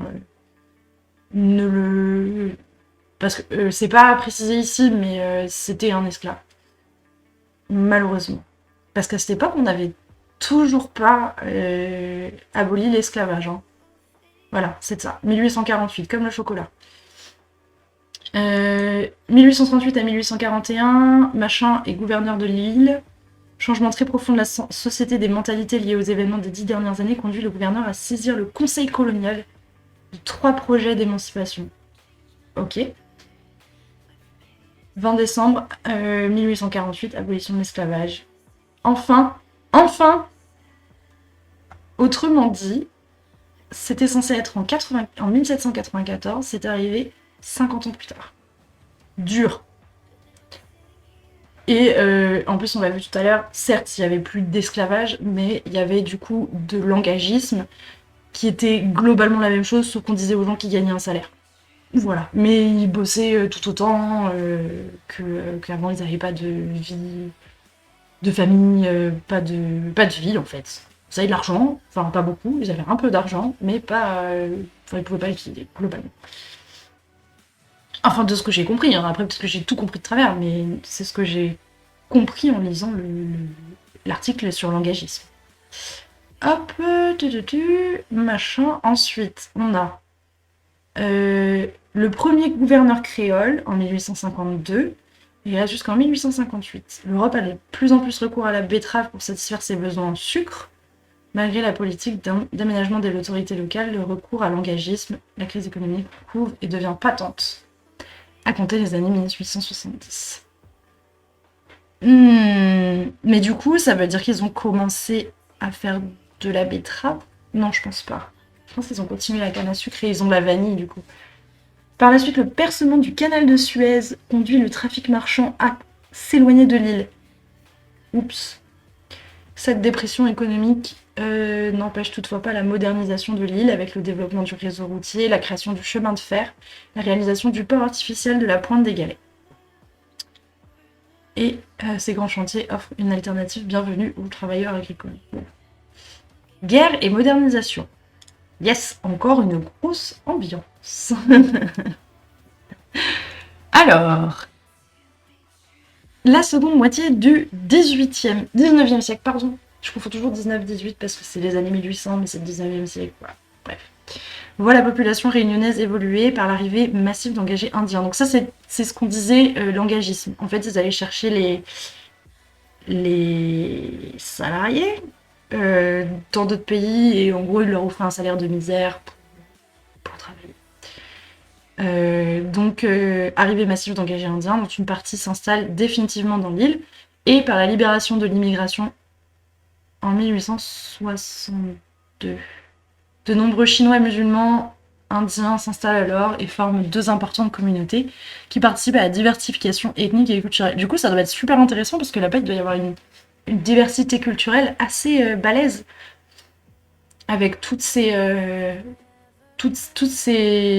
immigrations différentes, ces cultures différentes. Ça va être super intéressant. À partir de la fin du 19e siècle, les sources d'engagement se tarissent peu à peu.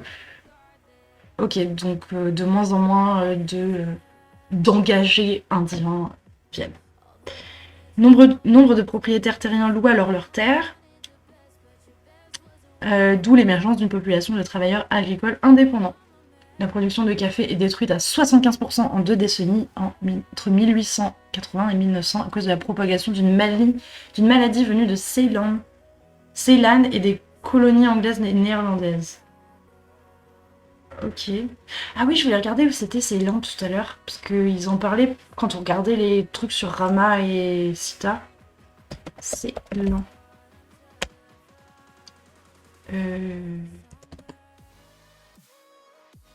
Si j'ai bien... À mon avis, c'est une île du... Ah d'accord, ok. Ah, c'est le Sri Lanka! Ah, punaise! Ah ok, Bah écoutez, je ne savais pas. Génial. Bon, on a appris encore un truc. Sri Lanka. Ensuite, participation de la Réunion à la Première Guerre mondiale. Envoi de nombreux réunionnais en combat. Bah oui, évidemment, autant profiter, hein. En métropole et sur le front grec. 14 000 réunionnais sont mobilisés au front.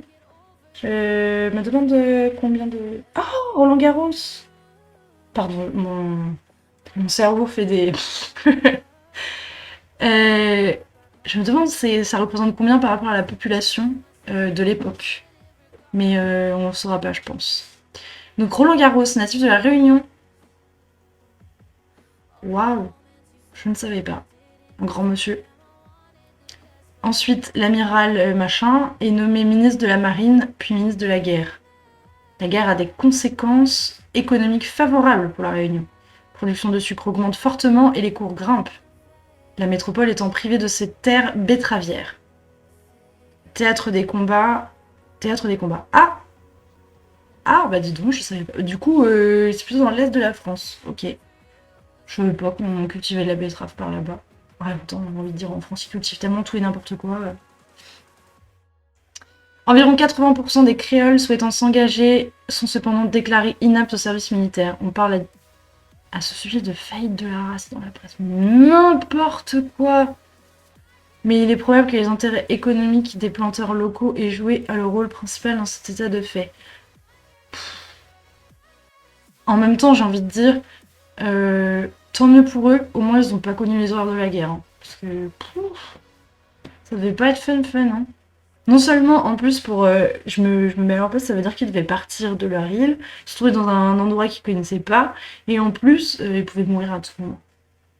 Donc, les Réunionnais rescapés ont été atteints à leur retour de la grippe espagnole. Putain! Qui a frappé la Réunion à partir de mars 1919 durant 3 mois.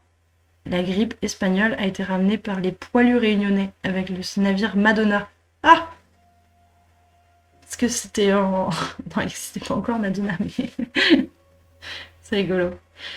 L'épidémie semble s'être répandue sur l'ensemble de la population et a réduit l'espérance de vie à moins de 40 ans. Wow! Attends. On est en 1919? Moins de 40 ans? Pouah. Alors que l'île était déjà en pleine crise économique depuis la fin du 19e siècle. Putain. Les quartiers défavorisés ont été touchés et appauvris. Les estimations font état d'au moins 2000 décès dans la capitale de Saint-Denis pour une population de 25 000 habitants. De 7 000 à 20 000 morts sur les 175 000 personnes qui vivent sur... Donc, du coup, 14 000 réunionnais au front, 175 000 personnes qui vivaient sur l'île. Hein. Ça fait quand même un sacré paquet. Hein. On constate alors plus de décès que les 1300 poilus réunionnais tombés au champ d'honneur. Putain. T'imagines, tu reviens de la guerre, tu dis ça y est, c'est fini, et en fait tu te prends une épidémie sur la gueule. Wow. Pendant l'entre-deux-guerres, la modernisation se poursuit, électricité, télégraphe, radio, ensuite téléphone, automobile et avion. Industrie sucrière se concentre sur les sociétés anonymes et se substitue aux exploitants individuels de sucreries. Ces progrès profitent essentiellement aux foyers de propriétaires terriens, d'industriels, de cadres, de gros commerçants, et la masse de la population demeure pauvre. Ouais, du coup, ils se retrouvent à travailler dans les champs, quoi. Autre évolution importante, de l'entre-deux-guerres, la mortalité baisse et la natalité très forte augmente. d'où une croissance exponentielle de la population. Pouh.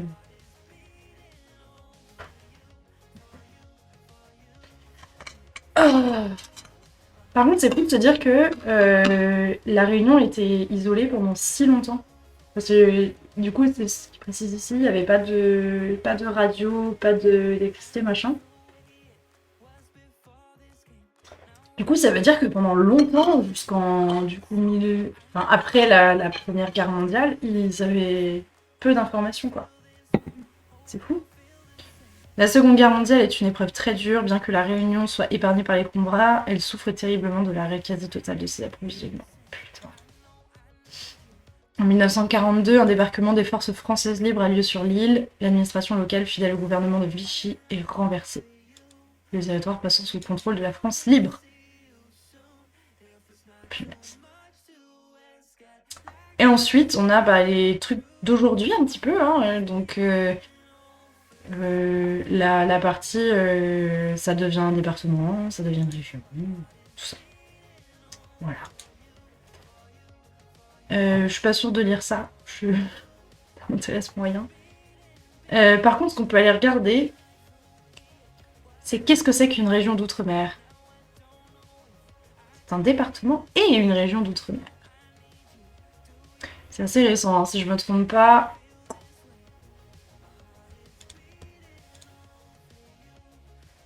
Ce sont des collectivités territoriales. Mais pour moi, c'est la même chose qu'une région, en fait.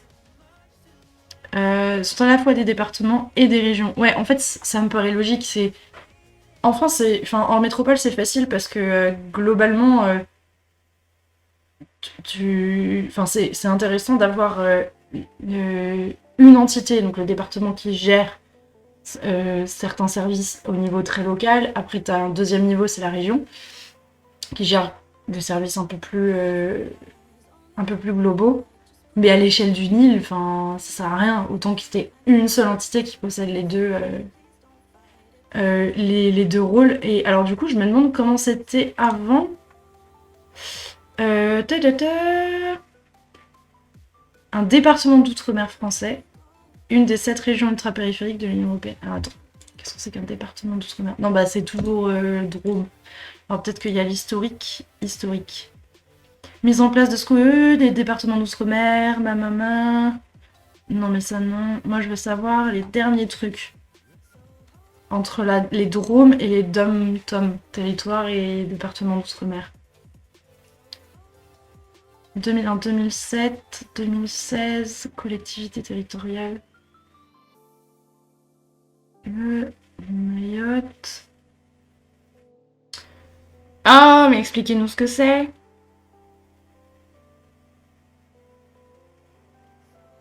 Ancien département d'outre-mer. Waouh, il y avait tant, hein.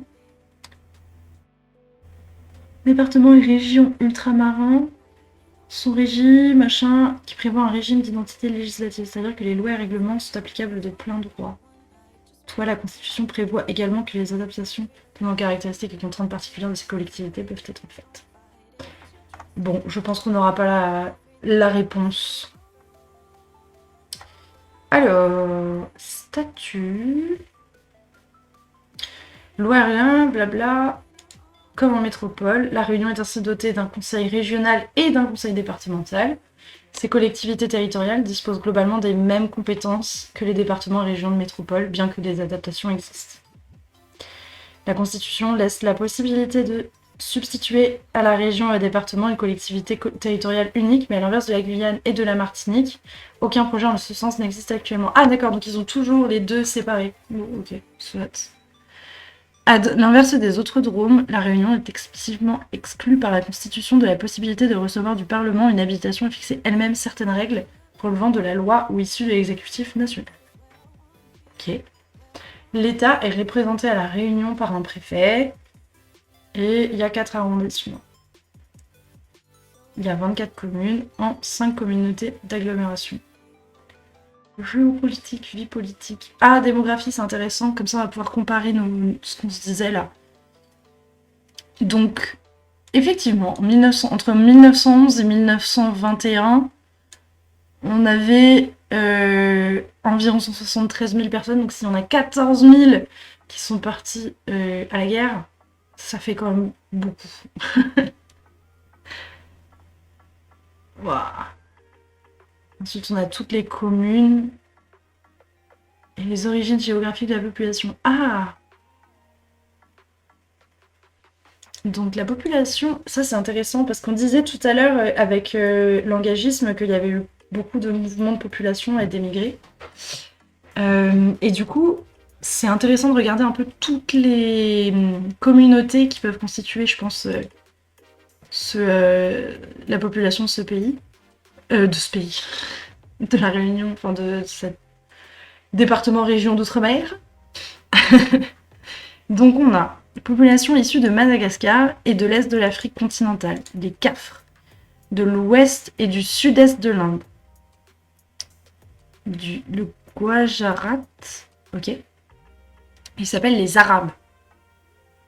Ah, oh, c'est mignon. C'est ceux qui sont de la communauté musulmane.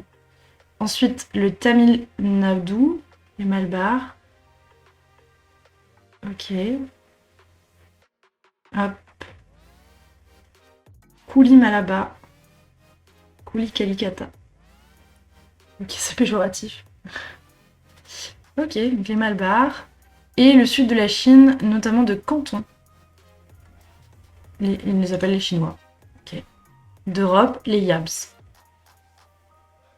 Petit plan. Aujourd'hui, la population de l'île est particulièrement métissée. Tu m'étonnes! Donc au début, c'est des Européens, essentiellement des Français, parfois avec des Malgaches. À partir de l'essor de la culture du café, recours à l'esclavage, et donc on a des gens qui viennent de Madagascar et d'Afrique orientale, puis d'Inde, de Malaisie. Les esclaves constituent les 3/4 de la population. 37 000 esclaves en 1789. Mais ça a duré 50 ans de plus que ce qui était prévu. Au début du 19e siècle, merci de me dire ça, Wikipédia, l'esclavage est contesté tant du point de vue moral que du point de vue de l'efficacité économique et il apparaît un faible courant d'immigration d'engagés. Travailleurs libres qui s'engagent à travailler, j'aime bien les guillemets, qui s'engagent à travailler un certain nombre d'années chez un maître. Et puis il y a la notion de maître quand même, hein, c'est libre mais pas trop quand même. Ensuite, abolition de l'esclavage. Donc là, on a beaucoup de gens qui viennent d'Inde, donc ça c'est l'engagisme. Ensuite, on a Madagascar, Asie du Sud-Est, Chine. Ouais, donc on a vraiment une... C'est intéressant parce que du coup, il y a vraiment une population qui est mélangée de 3 continents différents finalement. Donc il y a l'Asie, l'Afrique et l'Europe. Et du coup, je pense que d'un point de vue culturel, ça doit être fantastique. Hop. Ensuite... Ah, la langue. Donc la langue officielle, c'est le français, mais ils parlent le créole réunionnais. Comme son nom le suggère, il s'agit d'un créole, c'est-à-dire une langue née de la rencontre linguistique entre une langue dominante, en l'espèce le français, et les langues vernaculaires, parlées par les populations dominées. Le créole réunionnais est différent des créoles des Antilles, même s'il a suivi un développement historique en partie parallèle. Oui. Après, je connais, il faudrait que je regarde les Antilles, quand est-ce que la colonisation française a commencé, parce que j'ai l'impression que la Réunion, c'est quand même très très très ancien. Enfin, on l'a vu tout à l'heure, ça a été d'abord découvert par des navigateurs de l'océan Indien, ensuite par les Arabes, ensuite c'était les Portugais, mais 400 ans plus tard. Et les Français, les premiers colons, ils arrivent qu'en 1601. Et je sais pas exactement quand est-ce que c'était les Antilles. Mais cela dit, ça doit être à peu près la même période parce que ça correspond avec la découverte de l'Amérique. Donc ouais, ça doit être à peu près pareil. Ensuite, la plupart des Réunionnais sont bilingues français-créole, mais une partie de la population ne parle que le créole réunionnais. Ok. On suppose que le créole de la Réunion s'est développé graduellement dans la société de plantation, constituée après l'introduction de la culture du café à Bourbon. Ok.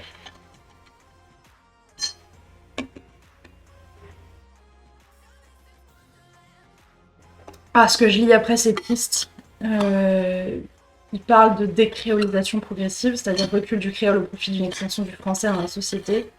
Et ça, je trouve ça extrêmement triste parce qu'il y a beaucoup de langues. Bon, en métropole, on dit le patois. Quand on parle par exemple du breton, de l'alsacien, de l'occitan, tout ça. Euh, Et c'est triste de perdre ces langues-là parce qu'elles sont très vieilles et très intéressantes. Et c'est un peu le même problème, il y a beaucoup Enfin, le français est tellement imposé partout dans les écoles, machin et tout, que bah finalement, si ta famille te le parle pas à la maison, bah tu le perds, quoi. Et je trouve ça un peu triste. Alors c'est une perte culturelle, quoi, enfin c'est dommage. Ouais, voilà, scolarisation obligatoire en langue française, ainsi que la présence dominante du français dans l'espace médiatique. Oui, vu que c'est la langue officielle. Depuis une vingtaine d'années, le créole réunionnais bénéficie cependant d'une plus grande reconnaissance et il peut être ainsi enseigné dans les établissements scolaires du secondaire depuis 2001 dans le cadre de l'option langue et culture régionale. Ah, quand même bien. Étant donné la présence de différentes ethnies au sein de la population réunionnaise, d'autres langues sont présentes sur l'île comme le Hakka, le cantonais, le gujarati, l'ourdou, l'arabe, le tamoul, le malgache, le mahorais et le comorien. Wow. Ça en fait des langues, hein. Religion, donc à mon avis, il doit y en avoir un sacré paquet. Alors, si on reprend toutes les populations différentes qu'on a. L'Inde, tu dois avoir de l'hindouisme, mais tout à l'heure, on a lu que c'était plutôt des communautés musulmanes, donc aussi l'islam. Ensuite, tu dois avoir bon, le catholicisme, j'imagine, vu qu'il y a quand même quelques Européens dans le tas. Peut-être des religions un peu plus traditionnelles venant d'Afrique, que je ne connais pas. L'animisme, je crois que ça existe. La Chine, peut-être du bouddhisme. Et puis... Ouais, du bouddhisme. Tu dois avoir... Qu'est-ce qu'il pourrait y avoir d'autre comme religion? Qu'est-ce qu'on avait d'autre comme population? On avait Chine, Inde, Arabe, Europe, bah, je pense que j'ai tout. Ok, alors du coup. Oh bah oui, le judaïsme, j'ai oublié. Donc on a christianisme, essentiellement catholique, mais aussi protestant, hindouisme, islam, assez peu, 2% seulement. J'aurais attendu, je me suis attendue à plus parce que, mais après j'ai peut-être été biaisée parce que tout à l'heure on regardait le langagisme et il parlait beaucoup des communautés indiennes musulmanes qui sont venues et du coup j'imaginais qu'il y avait beaucoup de musulmans, mais en fait peut-être pas tant que ça. Majoritairement sunnites. Ensuite on a le judaïsme et la communauté chinoise vénérant pour sa part le héros guerrier devenu dieu Guandi. Qu'est-ce que c'est ça? Ok. Alors, rien à voir du coup avec le bouddhisme, a priori. Hein. Diverses manifestations spirituelles jalonnent aussi aujourd'hui l'année civile. Pâques, Diwali. Ah, ça c'est une fête, indienne. C'est, de ce que j'ai compris, c'est à peu près l'équivalent de notre Noël. Et ça a lieu en octobre, je crois. Diwali. Pâques, Diwali, Noël, Ramadan, Pandialé et Carême. Marche sur le feu. Waouh. Commémoration sacrificielle du mouton et du cabri.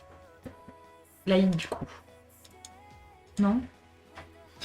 Ensuite, premier lycée privé sous contrat de confession musulmane de France est situé sur l'île à Saint-Denis. Ah bah dis donc, je ne savais pas. Ensuite, on a la santé, l'éducation, les sports et les loisirs. Oh, vous savez ce qu'on va faire? On va aller regarder un petit peu des images de la Réunion. Pour se rendre un peu plus compte. Réunion. Hop. Alors j'espère qu'il va pas me montrer des images de réunions de personnes. Ah, c'était ça. Moi, c'est ça que je trouve absolument incroyable. C'est vraiment ces pics là partout. Et au milieu, t'as genre un plan comme ça et t'as genre une ville. C'est fou. Incroyable. J'imagine trop Avatar filmé ici. Hop. Et je voulais voir aussi s'il n'y avait pas des images du haut du Piton de la Fournaise ou... Ouais, c'est beau.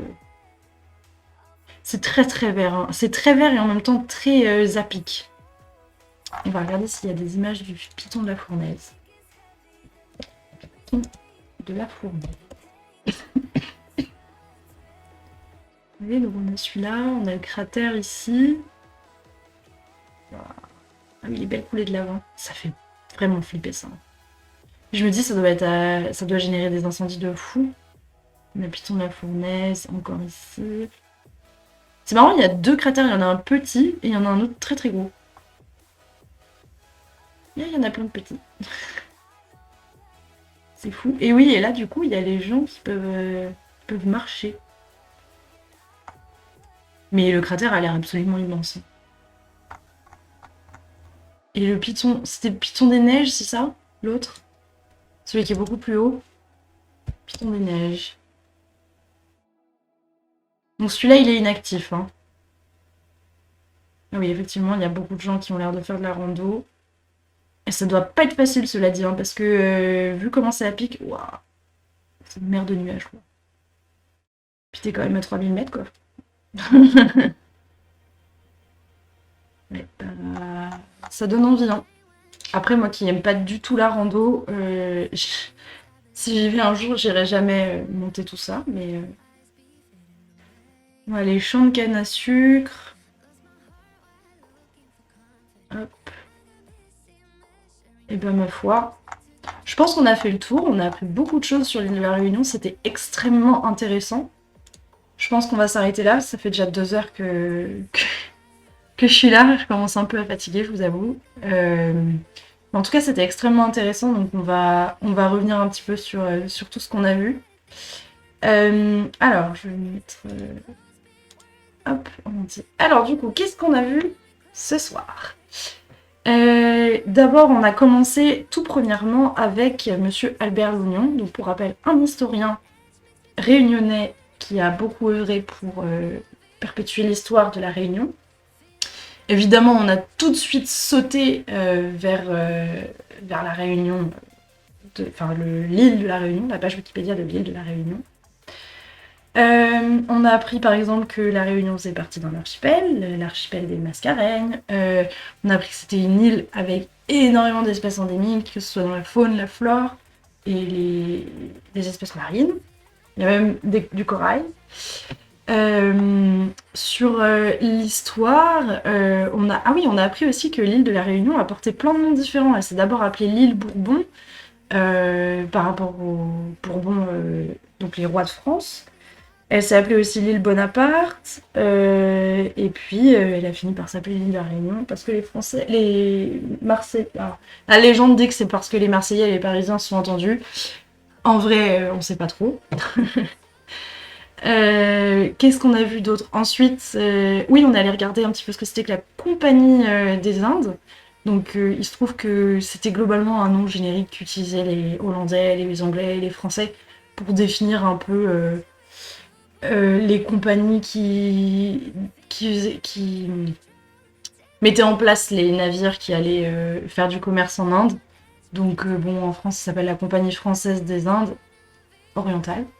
Mais du coup, quand il parle de la compagnie des Indes, des Indes orientales, ça peut aussi référer à celle des Anglais et celle des Hollandais. Puisqu'ils s'appellent tous pareil, parce que sinon c'est pas drôle. Donc on a été voir de ce côté-là pour voir un petit peu ce que c'était. Et ensuite, on a commencé à regarder l'histoire de la Réunion. On a parlé d'engagisme, qui a fait suite en fait. Donc l'île a été colonisée par les Français au XVIIe siècle, début du XVIIe siècle. Évidemment, les colons, ils n'ont pas traîné, ils ont été chercher des esclaves pour cultiver à l'époque du café. Mais l'esclavage, pas ouf, machin et tout, ce qui fait que globalement, 2 siècles plus tard, parce que en fait, un siècle plus tard, non, c'était vraiment 2 siècles, parce que 2 siècles plus tard, la métropole a déclaré que l'esclavage était aboli. Sauf que les colons réunionnais, ils ont dit bah non en fait, parce que nous, ça nous est quand même bien utile. Donc c'est seulement 50 ans plus tard que l'esclavage va être définitivement aboli à La Réunion et sur l'île Maurice. Cela dit, ça a laissé place à un autre système qui s'appelait le langagisme. Donc en gros, on proposait un salaire et à des engagés, des gens qui globalement avaient déjà pas une belle vie. Et donc c'est là que c'était principalement du coup des Indiens chinois qui sont venus. Ils étaient très mal payés et ils travaillaient 9h30 par jour. Enfin bref, ils n'avaient pas de vie globalement, mais ils étaient payés, nourris, logés. Payés que dalle, hein, 12 francs quoi. Enfin, je crois que le plus cher c'était 12 francs et demi pour un homme. Hein, entre eux, je sais plus quel âge, mais fallait pas être trop vieux non plus quoi. Et du coup, qu'est-ce que je voulais dire? Oui, du coup, il y a eu le langagisme qui était pas ouf non plus. C'était plus l'esclavagisme parce que l'esclavage, pardon, parce que les engagés, comme ils disent, étaient libres et choisissaient librement de venir travailler. Cela dit, en termes de travail, ce qu'ils devaient accomplir, c'était tellement inhumain que ça restait quand même pas ouf. Mais ça durait que 5 ans renouvelables. Donc potentiellement au bout de 5 ans, ils étaient libres. Voilà, donc ça c'était pour la parenthèse engagisme. Quand on a regardé un petit peu l'engagisme, on a vu un peu le quotidien des engagés, et entre autres celui des femmes et des enfants. Et les enfants se faisaient conter des histoires mythologiques, entre autres de mythologie indienne. Donc c'est là qu'on a été regarder les personnages de Sita et Rama, qui globalement, si je devais faire très très simple, on peut rapprocher ces deux personnages-là en point de vue de figure de Arthur et Guenièvre dans notre mythologie plus européenne. C'est un peu le même principe, c'est un roi et sa meuf. Ils flirtent entre le divin et le non-divin. Voilà. Et puis ensuite, on est revenu sur la Réunion. On a regardé son histoire, on a regardé sa faune, sa flore. On a 2 oiseaux incroyables qui s'appellent le tup-tup, tut-tut et le tec-tec. Ouais, c'est ça, le tweet-tweet et le tec-tec. Et je trouve que c'est incroyable comme nom d'oiseau, c'est trop mignon. Énormément de variétés dans la flore. Je rappelle 40 espèces différentes d'arbres par hectare, contre 5 en moyenne par hectare dans des forêts tempérées, donc, par exemple chez nous en France, enfin en métropole, que je fasse attention. Qu'est-ce qu'on a vu d'autre? On a vu l'histoire et la découverte de l'île, donc découverte initialement par les Arabes, par des navigateurs de l'océan Indien, puis cartographiée une première fois par les Arabes, puis 5 siècles plus tard, les premiers Européens viennent, donc c'est les Portugais. Ensuite, 1 siècle plus tard seulement, les Français débarquent et colonisent. Puis après, c'était la merde avec les Anglais, ils arrêtaient pas de se grogner dessus à cause de la guerre des Indes, pardon. Et puis, ce qui est absolument fascinant, je trouve, avec cette île, c'est il y a 2 choses que je retiens. Il y a ces paysages qui sont fantastiques, avec les lagons, la mer, mais en même temps les volcans, les trucs à pic, la végétation partout. Voilà, et la variété culturelle, enfin les différentes cultures qui forment la population de cette île. On a de tout, on a des Indiens, on a des Arabes, on a des Africains, on a des Européens, donc les Français, on a des Chinois, enfin c'est vraiment, il y a de tout, et je trouve ça absolument incroyable. C'est dramatique parce qu'il faut se dire que tous ces gens sont venus là à l'époque peut-être de langagisme et qui se sont fait exploiter, hein. Mais aujourd'hui, je trouve que c'est une force et c'est absolument génial. On a vu aussi qu'il y avait une langue bien particulière, donc le créole réunionnais, qui est en déclin malheureusement, mais a priori il y a des choses mises en place pour essayer de le maintenir. Entre autres, il est enseigné à l'école potentiellement, sous réserve que tu prennes une option. Voilà, donc c'est à peu près tout ce qu'on a vu sur la Réunion. Moi j'ai trouvé ça extrêmement intéressant, je connaissais absolument pas cette île, j'y suis jamais allée. Du coup, voilà, belle découverte. J'espère qu'on retombera sur d'autres sujets tout aussi intéressants dans les prochains lives. Voilà. Et ben, je vous remercie d'avoir suivi pour ceux qui ont suivi le live. J'espère que ça vous a plu. Je reviendrai, je pense, peut-être dans la semaine, mais je vais pas m'engager parce que j'ai d'autres trucs à faire, donc je sais pas trop quand est-ce que je pourrais restreamer à nouveau. Quoi qu'il en soit, ce qui est certain, c'est que la prochaine date qui est sûre et certaine, c'est le 16 septembre. Voilà, à 19h. Et voilà, et je vous laisse en musique.